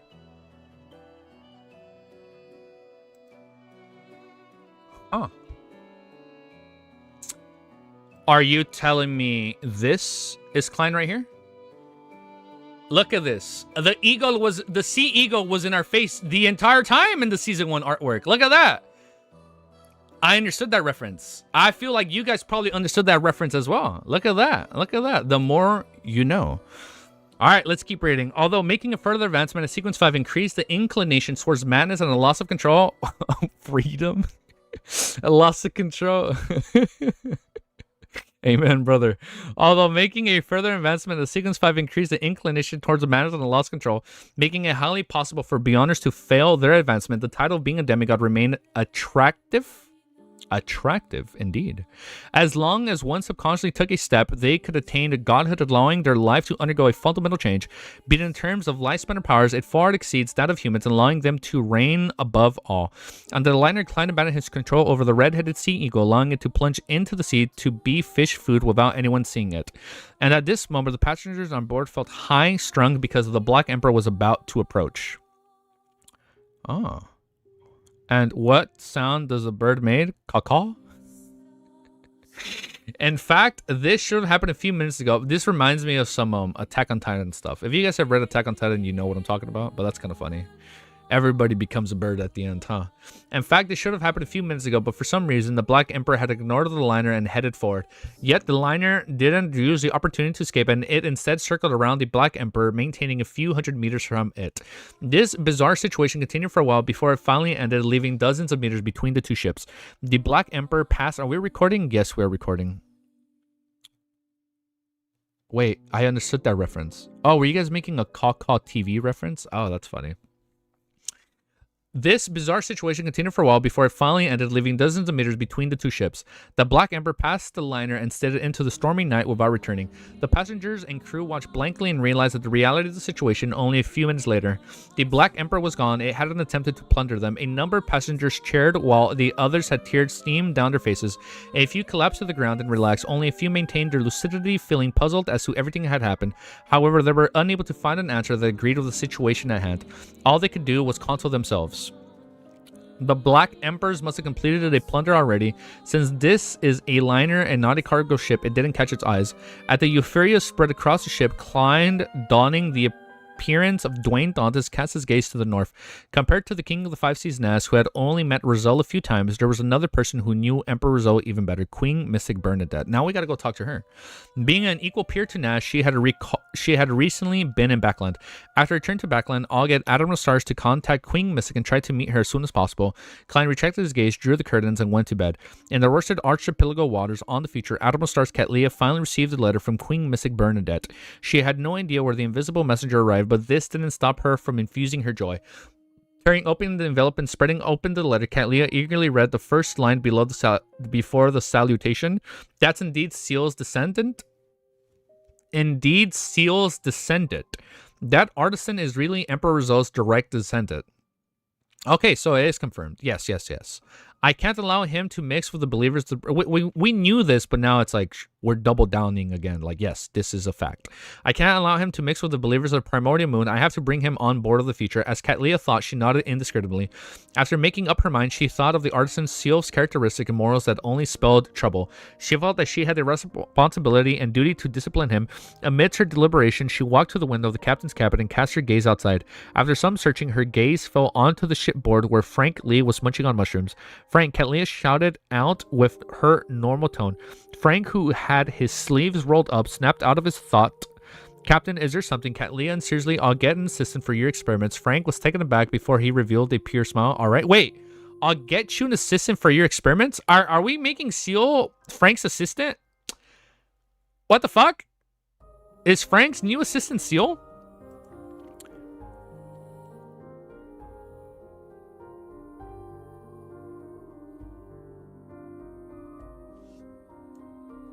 Wait, what was that, Charizard?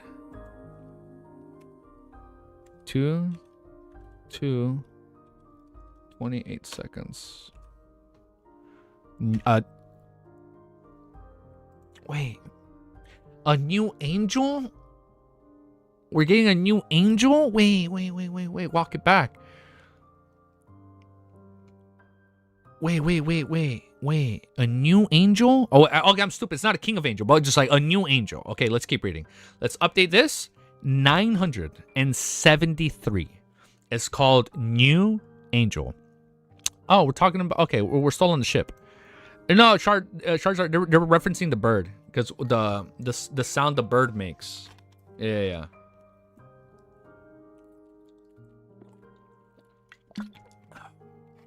I personally haven't watched much of his videos. I haven't even watched his LOTM videos. Simply being because off-stream I do my own stuff. Off-stream I haven't spent that much time on YouTube or gaming. And since my free time right now has been this, I haven't been able to watch that much. I think his channel has grown quite a bit. I think when I first saw him, it was like 30,000. I think now it's like at 40,000 or 40,000 plus. It's been growing. It's crazy. It's crazy. I wish I can just do more freaking anime reacts, man. But it's like I can't. Since I'm a one-man army, man. It's so hard to like edit them. I need to find videos on how to like min-max editing when it comes to anime reacts. That's what I need to do, man. Shit is hard. It's not that it's hard. It's just it's time consuming. All right, but chapter 973 is called New Angel. Upon seeing Frank's smile, Catalina had mixed feelings. She retracted her gaze and turned it into the nearby fishing village where the future was docked. No one expected this place to be an important base of the Moses ascetic order. To avoid the pursuit of the Aurora order, Catalina and her crew had been docked here recently.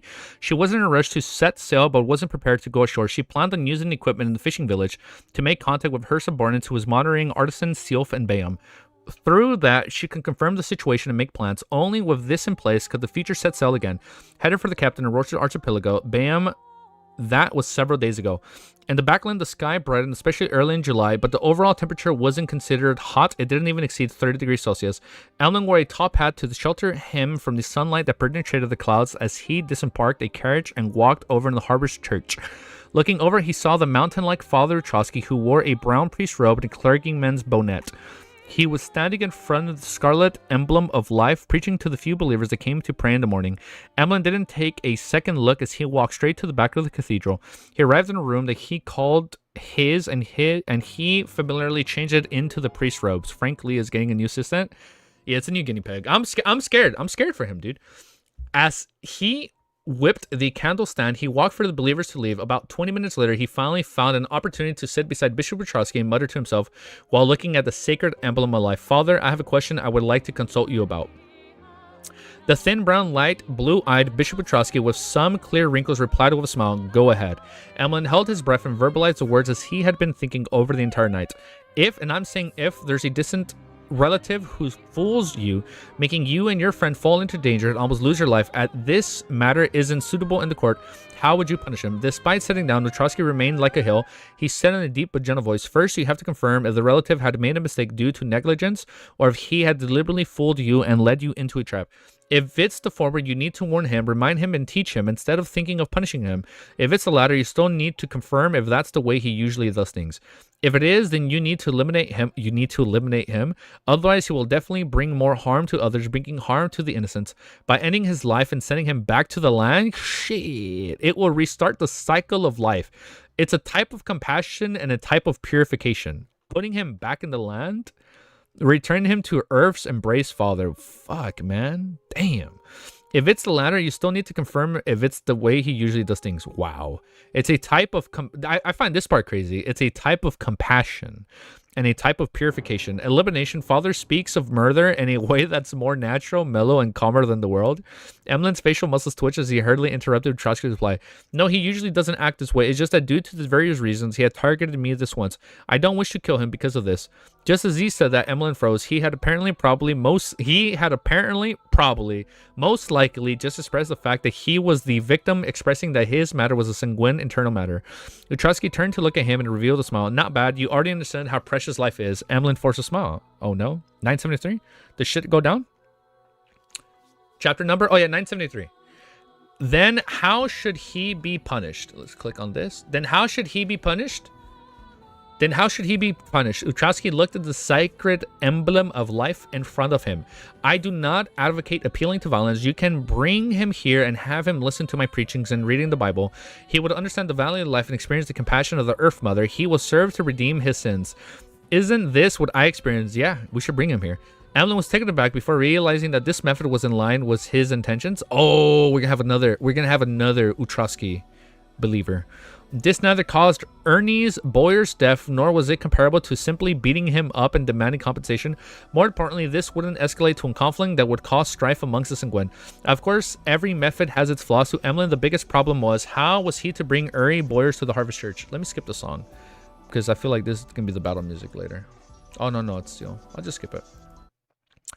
From the moment he began doing volunteers work here, all the Sanguine and Backland knew how to avoid this region. Ernie's board was no exception. It was impossible to trick him into coming here. New Sanguine priest? Oh, it's going to be funny when that happens, huh? New Sanguine priest. It was impossible for him coming in. And if he resorted to violence, Emlyn believed that with the ring bestowed to him by the ancestor Lilith, as well as Miss Magician's power spellbook that could be rented, defeating Ernie wasn't a difficult endeavor. However, to control him wasn't simple. After all, he was a Sanguine Viscount, equivalent to that of a Sequence 5 Beyonder. In addition, although Ernie Boyers wasn't too old, he had quite a collection. Under such circumstances, the extent of which to directly take action was hard to gauge. It could easily lead to death, and Emlyn would be blamed for it. Perhaps I need some help. And Backland, there are many members of the Turk Club. If we work together, we should be able to easily control Ernie's. I can't expose my identity because of this. The cooperation should be done in stages so that we don't have to meet. Amidst his thoughts, Emlyn had made his decision. He planned on assigning a mission during the Terra Gathering next week in search for help. He nodded gently in response to Father Ruchowski's suggestion. It sounds pretty good. I plan on making a decision a few days later after calming down. Father Trotsky nodded and smiled. Fruits are obtained from planting them. It's a long process that requires patience. From the looks of it, you have understood at this point. Of course, it's such a simple principle. Emlyn raised his chin slightly as he habitually clasped his hands and prayed to the sacred emblem of life. 22 Phelps Street, Low and Charity, Bercy Foundation. Audrey placed a document in hand on the table and looked up at the wall clock in the director's office. She could hardly relax. She had already made an appointment with Escalante to head over with Stefan Hamfis' residence in the afternoon. Clearly, this meant a test. If the Psychology Alchemist team was careful enough, they would have already reported the news, and there might have been a counselor secret observing everything. Based on her current level and abilities, although Audrey was unable to determine how terrifying a high-sequence spectator was, she could imagine the kinds of performances that had in certain domains. This made her uncontrollably nervous, afraid that she would be seen through. In fact, I should have delayed it a little, although the time and the emotions I showed are in line with the logic and psychology. Delaying a meeting would definitely incur suspicion, but compared to a little bit of suspicion, it's more important to wait for Mr. World to return from the southern continent. That way, I can directly arrange for them to meet at the Foundation. I don't have to worry about a high-sequence spectator discovering anything. Sigh, Audrey, your plans weren't well thought enough. Audrey sighed silently and cast placate on herself to calm her emotions. Of course, it's such a simple principle. Of course, it's such a simple one, right? After the afternoon, she wasn't in a rush to leave the Low and Charity Bercy Foundation. Sitting inside her office, she bowed her head and clasped her hands together as she softly prayed to Mr. Fool. After completing this, she got onto the carriage with Annie and Susie, heading for the residence of the furniture merchant, Stefan Hampris. Just as the carriage began moving, Audrey suddenly saw a gorgeous beam of light appear. Amidst the beam of light, a 12-winged angel bathed with golden light. Just as the carriage began moving, Audrey suddenly saw a gorgeous beam of light. Is this the new angel? Amidst the beam of light, a 12-winged angel bathed with golden light descended. The wings, which were made of flames, had wrapped her in layers before they dissipated layers after layer. Audrey's vision quickly recovered as she swept her gaze past Annie and Susie through the corners of her eyes in an unnoticeable manner. She realized that they hadn't noticed anything and had happened, only she sees it. It's a little different from the previous angel. With Mr. Fool's greater reawakening, his angels have also recovered further. As the corners of her lips quivered, Audrey wiped the smile from her face. Her inner heart became abnormally firm. In less than half an hour, her carriage stopped by Stefan Hamper's door. After passing her hand to Annie, Audrey was helped down the carriage, and she walked straight to the door. She watched as her attendant pulled the door. Before long, Escalante came to open the door. Like before, she directly brought Audrey to an activity room on the first floor. Annie and Susie were brought to the living room by the servants. Upon arriving at the activity room, Escalante reached out to hold both the doorknob as she gestured for Audrey to enter. This Audrey had guessed, but she didn't show it. She slowly walked through, which Escalante had opened. Escalante didn't enter as she closed the activity room's door. Audrey looked ahead and saw that a single-seater facing the activity room, there was an elder sitting there quietly. An elder? Would this be the higher up? The elder wore a shirt, vest, and a jacket matched with blue-gray trousers with line adoring it was a dark red bow tie. His hair was completely white and remained thick and lush. He had a warm and elegant bearing. He had a pair of blue eyes that seemed to hide wisdom and knowledge. Apart from the wrinkles on his forehead, he didn't have any wrinkles elsewhere. Audrey knew him. He was a royal family's consultant, so it was a royal family consultant. Hyvan Rambus. Of course, Audrey had long known of this old gentleman's secret identity from the Terry Club, a counselor of the psychology alchemist. Yes. I lied. I don't remember this. This was mentioned in the Terry Club. A counselor of the psychology alchemist, she didn't disguise her surprise because she truly was surprised. Although she had guessed the possibility of the Hyvan Rambus appearance, she never expected him to appear directly. She imagined that he would observe her in secret, allowing Hilbert and Stefan to speak on his behalf. You're very surprised, Hyvan Rambus asked with a faint smile. He then stood up and bowed. A pleasant meeting you, Miss Audrey. Audrey deliberately opened her mouth before closing it again. Following that, she replied with a mixed smile, I'm not sure how I should address you. Hyvan Rambus chuckled. Like always, he pointed to the sofa beside him. Let's have a seat. Audrey took a deep breath, wore a smile, and unhurriedly walked over. Sitting by the sofa, she maintained an adequate distance from him. We just read the chapter. Oh, wow. We read that so quickly. Next chapter, 974, is called Mind World. Mind World. Mind World. He manipulated and killed the people to blame Dwayne Dantes of the... Oh, that was him! Oh, that was him? What the fuck? I thought that was somebody else. Oh, shit. Thank you. I thought it was somebody else, Varsh. Thank you. Don't fly so close to the sun, you might get burned. Don't forget, man, when Klein got too close to the sun, the ancient sun, he got a little burned. All right. Let's keep reading. But thank you for cleaning that up, Varsh. It was the one that tried to kill Klein. Or just pin everything on Klein. Chapter 974 is called Mind World. Having Rambus picked up the porcelain teacup and took a sip, looking at Audrey, who sat in a flawless posture, he said generally, there's no need to act so reserved. This isn't our first meeting. I still recall discussing Berman's philosophy of the ethics and Kongsoka pragmatism with your 2 years. Audrey smiled faintly and said, I just find it difficult to put the idea of you and a psychology alchemist counselor together. Hyvan Rambus hadn't introduced himself, but it was a reasonable inference based on Audrey's knowledge of the psychology alchemist in the present situation. Hyvan crossed his right leg and said with a smile, this isn't something worth paying attention to. Never forget that our Psychology Alchemist is an organization established with the goal of studying the psyche and to build knowledge. We're more about the academic side of things rather than handling matters. Hence, since it's academic, you can always treat the counselor as a university's professor. If she hadn't learned from Mr. World that Hyvan Rambus was behind Charon's unaliving, Audrey would have been able to conclude that he was a knowledgeable man. Got it, right here. This is where it brings it up again. Oh my god, thank you. Was a knowledgeable, amiable, humorous, and humble scholar, regardless of the amount of observation she did.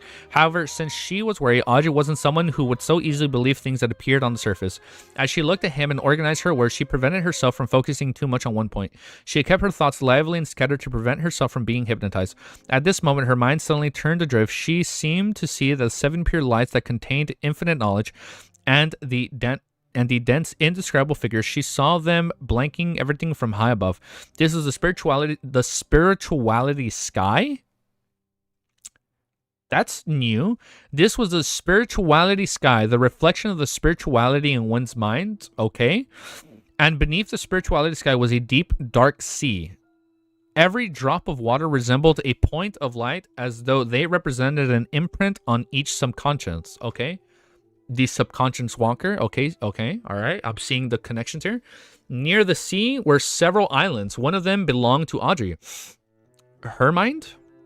She clearly knew that this was a manifestation of her consciousness, okay? What was exposed above the sea, which she could detect, and the parts covered by the seawater, were her deeper consciousness that she was usually unable to grasp or know. Floating above the island, Audrey looked to the bottom. She first noticed that the air was solitary, quiet, gray blur.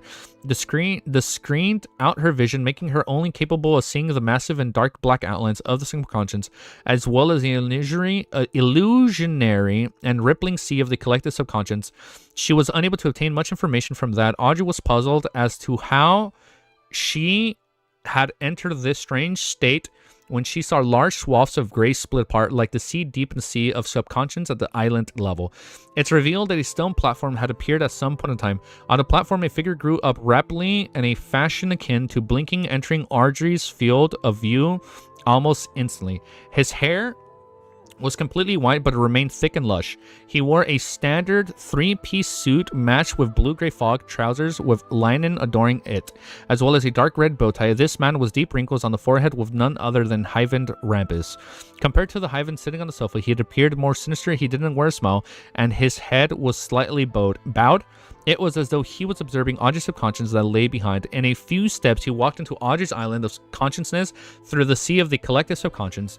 Then he went from the subconscious. There's a lot of consciousness going on here. I feel like I'm telling you, this is like Inception, dude. Then he went from the subconscious to the area that exposed above the sea like a silent visitor who didn't knock on the door or receive any permission. After arriving on the island, Hyven Rambus raised his head. His facial skin was already covered in a gray-white scales. His irises were gold and vertical, and it didn't show any hint of emotion. This, floating in midair, Audrey observed the scene and fully understood the situation she was in. This was a world of the mind, a mind world formed by the spirituality sky, a sea of collective subconscious, and the island was the consciousness. Whew! Due to the blessings from Mr. Fool's angel, Hyven Rambus' instruction of my body of heart and mind and psyche through the sea of collective subconscious sounded alarms. That force has separated my most fundamental part of myself of my self-consciousness, allowing me to control everything on that island from my spirituality sky. Whew, shit, man. Okay, there's a lot of consciousness going. Yeah, I have a bad memory. I thought he was the guy from Volume 1. Is it? Thus, I'm able to truly resist true forms of telepathy. How magical, now how despicable of Hyven Rambus. He's not polite at all. He intruded into my house without gaining any permission or providing any notification. Andre grumbled in midair. After understanding her current situation, she secretly controlled the changes that were influencing the island while answering the casually seated Hyven Rambus in the real world. I'm also very reserved when facing university professors. As she spoke, Audrey made her inner island mumble. This isn't a good analogy. As an elderly psychology alchemist counselor, he should be a sequence 4 at least. This is the demigod, one that naturally makes one feel fear, awe, and reserved. On the cell phone, Hyven Rambus chuckled immediately. Easy circuit, getting a little fright, just a little bit, but no, we're good. We're good. This is it. Once they start spamming the word conscience and subconscious, like repeatedly, like whoa, wait, which is which? Like it gets a little hard, but we're good. This isn't a good analogy. I read this. Then I won't be forcing you. I've heard about you from Helbert. I heard that you've advanced from a psychiatrist to a hypnotist in a short few months. I'm very curious about how you did it. Oh, I've also heard of the answer you gave Escalante, having the courage to make use of matters. However, I wish to hear something more detailed. At this moment, the Hyven Rambus of Audrey's mind island was observing his surroundings with a deadpan expression, listening to the resonating voice. Audrey was already prepared for this as she deliberated and pretended to organize her words. After a few seconds, she said, it's just a superficial meaning of having courage to make use of matter. Let's put it this way. In my future plans, I've always had one of my options of being a psychiatrist. Since I've acquired the corresponding Beyonder powers, I was definitely very happy to try it out and help the people around me resolve their mental and psychological problems. While saying that, she showed some signs of embarrassment towards such actions that bordered on childishness. Her mind island faithfully reflected this. Number 1? Hell yeah, number 1. I just realized I never updated this. One sec. Hold up. I realized I never updated this. One sec. Enter. Wait, no, that's filters. Interact. I never did refresh it. My bad. There you go.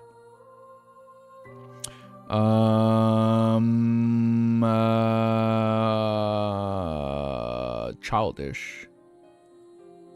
Okay. Found my place. We didn't update the chapter. Son of a bitch. We're on 74. After a pause, Audrey continued. During this process, I discovered that my control over the potion's powers became better until one day I felt something in me shatter and fuse into my blood.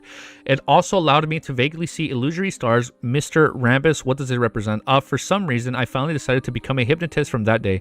This might also be a cue for my subconscious. After saying that, Audrey deliberately stuck onto her tongue on her mind island, like when she was little, doing things she usually wouldn't do. It was a way to prove that she was feeling a little embarrassed because playing psychiatrist was no different from playing princess when she was little. And embarrassment often meant the truth. Havis Rambus nodded and gently said, "Very talented. You seem to have figured out the acting method by yourself." Acting method? What is that? Audrey wore a surprised blank look both inside and outside before coming to realization. Hyven Rambus said with a genuine smile, "It's exactly as you think it is. By acting based on the potion's name and concluding the corresponding principles that will speed up the digestion of the potion, it is an effective method for reducing the negative influences. However, before sequence 6, we do not teach it because we do not advocate members using the method to accelerate the digestion of the potion. Surprisingly, you have figured it out yourself. Why don't you advocate it?" Audrey asked sincerely out of curiosity.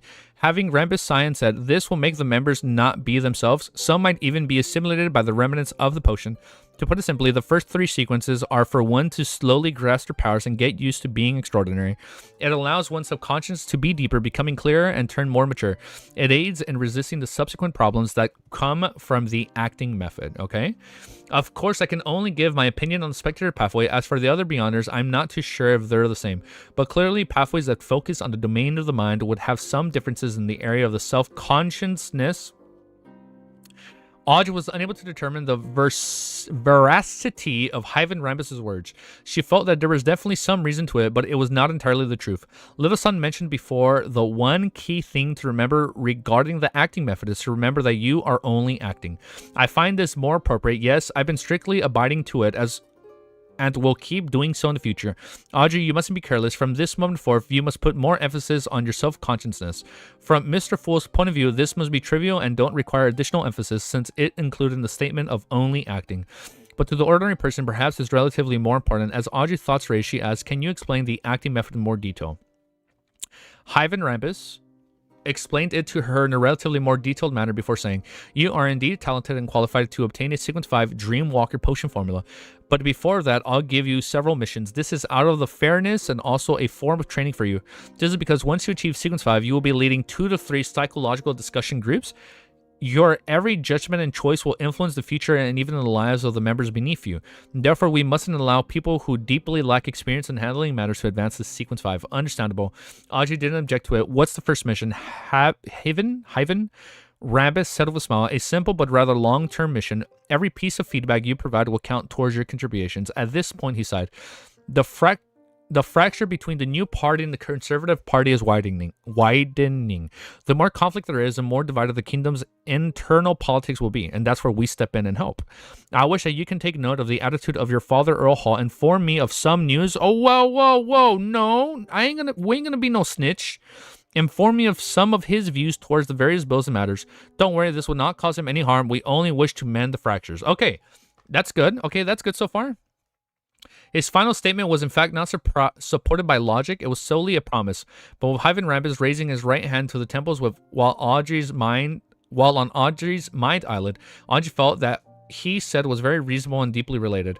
Floating above her mind world, she immediately snapped her senses and realized something was amiss. No harm? Something is amiss. There's definitely going to be harm. A familiar feeling. Okay. Next chapter. Yo, man. Usernames using the popcorn emoji makes me want to go make some popcorn. Can I quickly step outside? If I can just pop popcorn in the microwave, I'll be back in like 2 minutes. What's up? Well, I'm going to put in for like 1:45. I'll go check right now. I'm getting hungry. I'm getting just a little bit hungry. Nah, let's keep reading. Okay, guys. Oh, it's 1 a.m. Oh shit, I'm so sorry, Barsh. I'm sorry it's so late for you guys. I will left some popcorn. Hold up. How far did Wiz get? Let me look at his last stream. Let me see how far this dude read. Hold up, give me a sec. Let's do some recon. Enemy Wiz. How far did this dude get?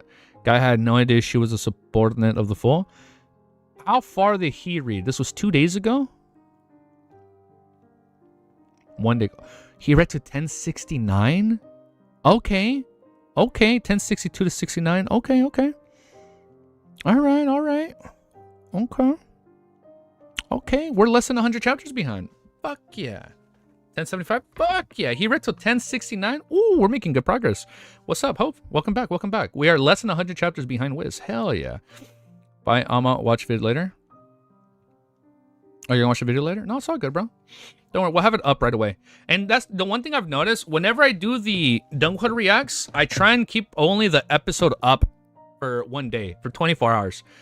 Exactly 100 chapters? No, he stopped at 1069. I'm sorry, does he have a stream privated?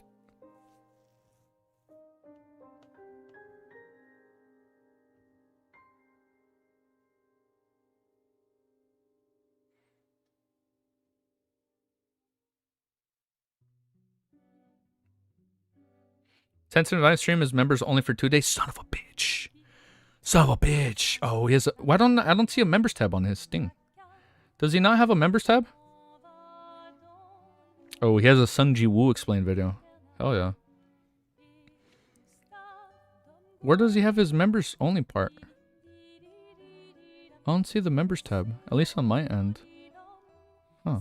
So he stopped easy. You were like, no, we aren't able to snitch.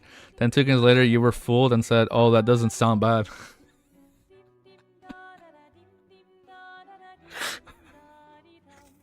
Oh, shit. Oh, that was actually funny. That is true. Yeah, there hasn't been that much action today. Yeah, I hope. No, there wasn't that much action, but we did get some really weird conversations between Medici, Einhorn, and Sauron, and Ludwig's body. We did see that. But there, yeah, no action today. Yeah, this is definitely a slow burn stream. Definitely. This stream is definitely a slow burn read through. Get some popcorn full. We will probably get some after this one. All right, chapter 975. A familiar feeling. How can you not cause harm to my father from knowing his trump cards? Now I see why you were laughing.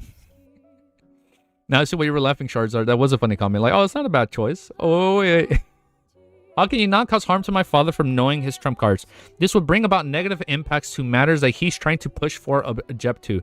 Floating in the mind world, Audrey looked down at her island of the consciousness. Her thoughts were so calm that it surprised her. Right on the heel of that, she suddenly realized why Hyven Rambus had directed Charon's unaliving. Why? Audrey had always been concerned about this matter. Furthermore, she had obtained information from various sources, giving her a rather clear idea of the overall picture. However, she had ultimately been stumped about the mastermind's goal. This trap seemed to be targeted at the purse strings of the Conservative Party Baron Syndras. As long as he failed to respond properly, this powerful banker would have his problems exposed at the end up handled by the official Beyonders. Organizations, however, the actual process seems to lack the panache of a high sequence of Beyonders of the spectator pathway.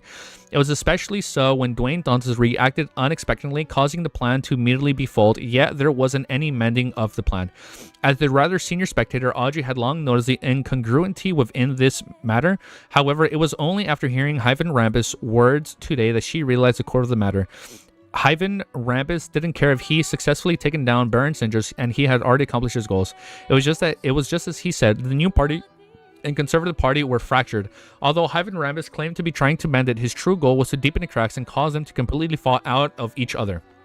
Why is he doing this? Audrey controlled her mind island and didn't make it show any puzzled emotion. She then realized who Hyven Rambus. I can understand your concern for the kingdom's political situation. I will work hard on this. How much are you going to read? I don't know. This might be my last chapter. We might read a little bit more. I'm not sure yet. I might take a little break after this. We'll find out right now. Just as she said that the gloomy Hyven Rambus on the Mind Island. I'm going to skip the song. Let me just lower the volume. Just as she said that, the gloomy Hyven Rambus on the Mind Island lowered his right hand from his forehead.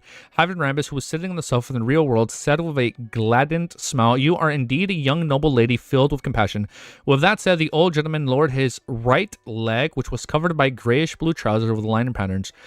He leaned forward, frowned slightly as his eyes grew darker. Due to your identity and daily environment, you should forget about me. You will only remember Hilbert, Stefan, and Escalante. You will pass any information through him. When there are extreme pressing issues that need reporting, you will subconsciously visit me with the excess of the consulting me on some academic questions.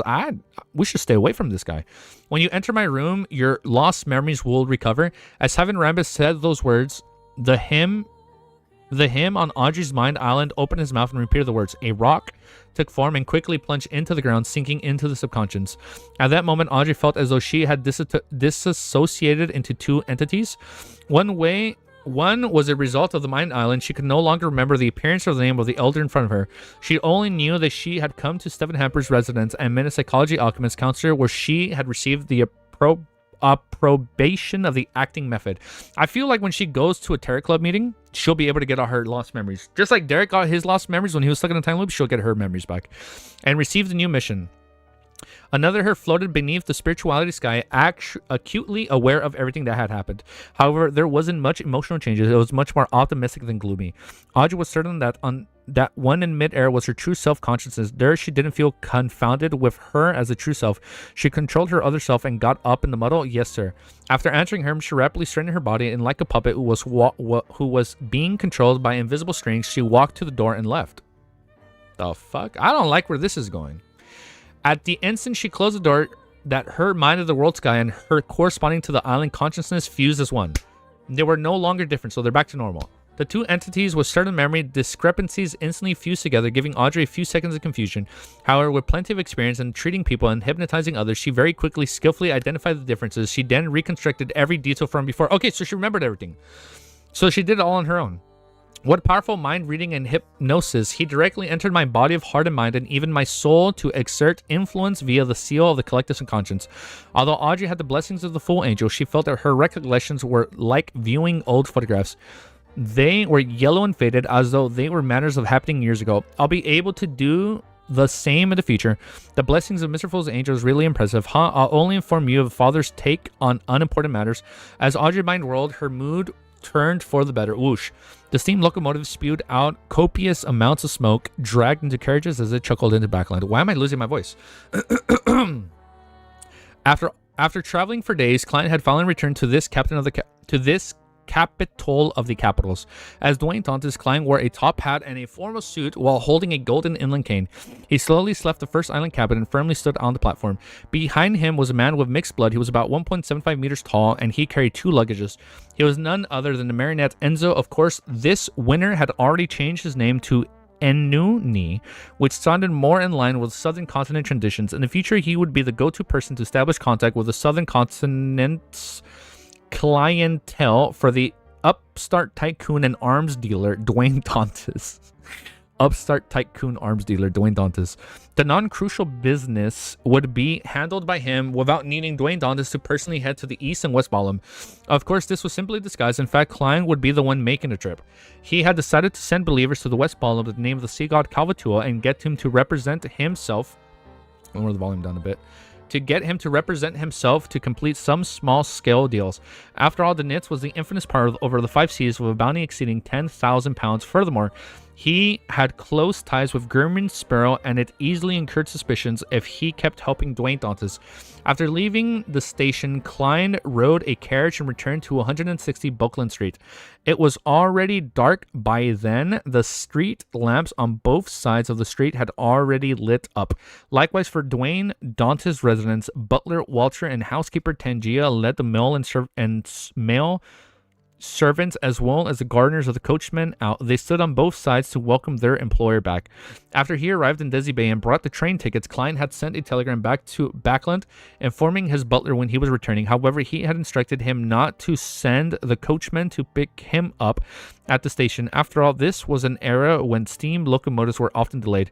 It wasn't impossible that its arrival would be delayed till the next morning. Glancing at his servants who stood with a standard reverent pose, Klein secretly nodded and passed through them as he signed iteratively. This does resemble the style of nobility. Even when the employer isn't around, the butler doesn't skive. When he arrived at the door, he nodded gently at Walter and Tanija before saying, "It must have been hard on you while I was away." Maybe. "It's our duty," Walter and Tanija said with a bow. Klein then turned his gaze to his valet Richardson. He realized that his good-looking mixed blood had a somewhat pale expression as he kept stealing glances at his employer's new valet Inui. Klein smirked inwardly as he nodded at him. "You did well. However, there's some business involved in Southern Continent that requires Inui to handle it." "Oh yes, be Mr. Walter's assistant to help him in the gathering information for a manor outside the city." Assistant butler Richardson was first taken aback before he replied in a pleasant surprise, "Yes, sir." With this role, it meant that he had broken free from the constraints of being a valet. he had been prompted. Walter didn't ask of the matter in detail as he seriously arranged for his employers settling in Baffin Mills. After all this was done, he and Uni sent Dwayne Dantes back to the third story before he asked, "Sir, do you plan on buying a manor in the suburbs of Backland? What requirements do you have? Something not too expensive. Who knows how long I can use this identity for?" Client instantly gave his... I wonder what his new identity going to be. Oh, the prophecy? Weapons deal? Yes, sir. What this role meant had to be broken free from the conscience of being a valet. He had been promoted. Walter didn't ask of the matter in detail as he seriously arranged for his employer setting in the Baffin Mills. After all of this was done, he and Uni sent Dwayne Dantes back to the third story before he asked, "Sir, do you plan on buying a manor in the suburbs of Backland? What requirements do you have? Something not too expensive. Who knows how long I can use this identity?" Client instantly gave a self-deprecating comment before deliberating. One with a vineyard and a brewery. After completing the arms deal, he had already established himself in Backland high society and had earned a huge sum of money. Therefore, it was necessary for him to own a manor. He couldn't afford to not be capable of inviting his friends on a vacation and hunt in the suburbs when autumn and winter came. This was a fox pass that could easily make him viewed the scorn. Furthermore, the manors in Backland suburbs was rather expensive. One could purchase a huge manor with rubber trees in places like Desi Bay for £8,000 to £10,000. But here, all he wanted was a vineyard and grain farm with facilities like a brewery. I will gather the information as soon as possible. Walter replied respectfully. He knew that his employer was exhausted from his traveling, so after briefly informing him of the recent developments, he left the third story and busied himself on the other matters. With the new valet's help, Klein changed his clothes and washed up. During this process, Klein, who had gotten accustomed to his godhood, couldn't help but lampoon.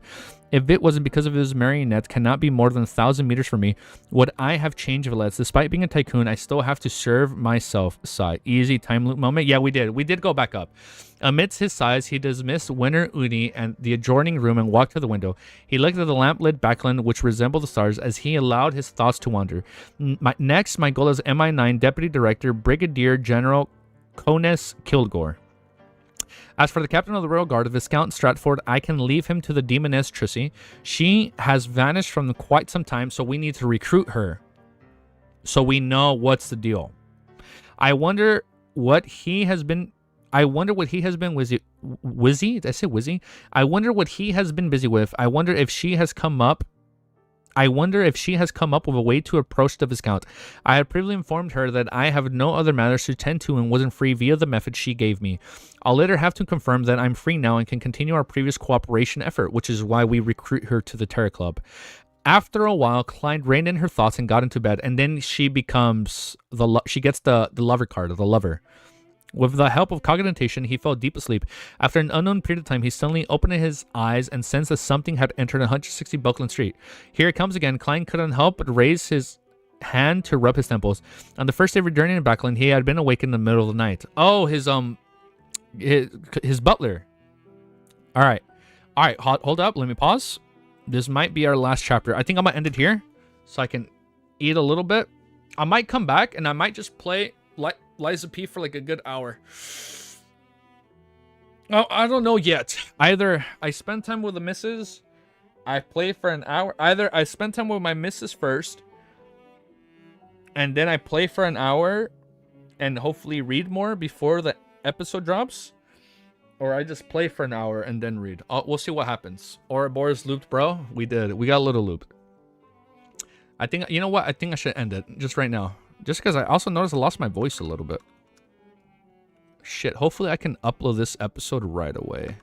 Before the episode 8 react.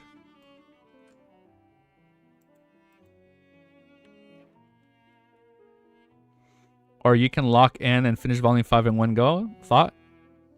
That is a good thought. Yeah, we'll just end it for now, just in case. Just so I can rest a little bit. I might be back. Look, I either turn stream on in like a few minutes and just game with Liza P for a good hour to kind of like rest my voice, or I go out and then I come back. We'll see what happens first. Yo, man, look, my shoulders. Look at that. Shit, they're coming in, dude. Okay, let's do overall thoughts before I forget. All right, let's just do overall thoughts. I'll probably end stream and then we'll see what happens later today before episode 8 drops. I like what we're reading. See you then. Yeah, I'll see you guys soon. This was a slow burn read through. The only crazy shit we got was conversations between Nast, Medici, Einhorn, Sauron, and Is there any artwork on that, by the way? I want to look that up. Admiral Ludwil, but I'm too scared to look it up. I want to know if there's artwork with his face like that. It was so creepy. So they had separate mouths on their sides, on Ludwil's sides, that would speak.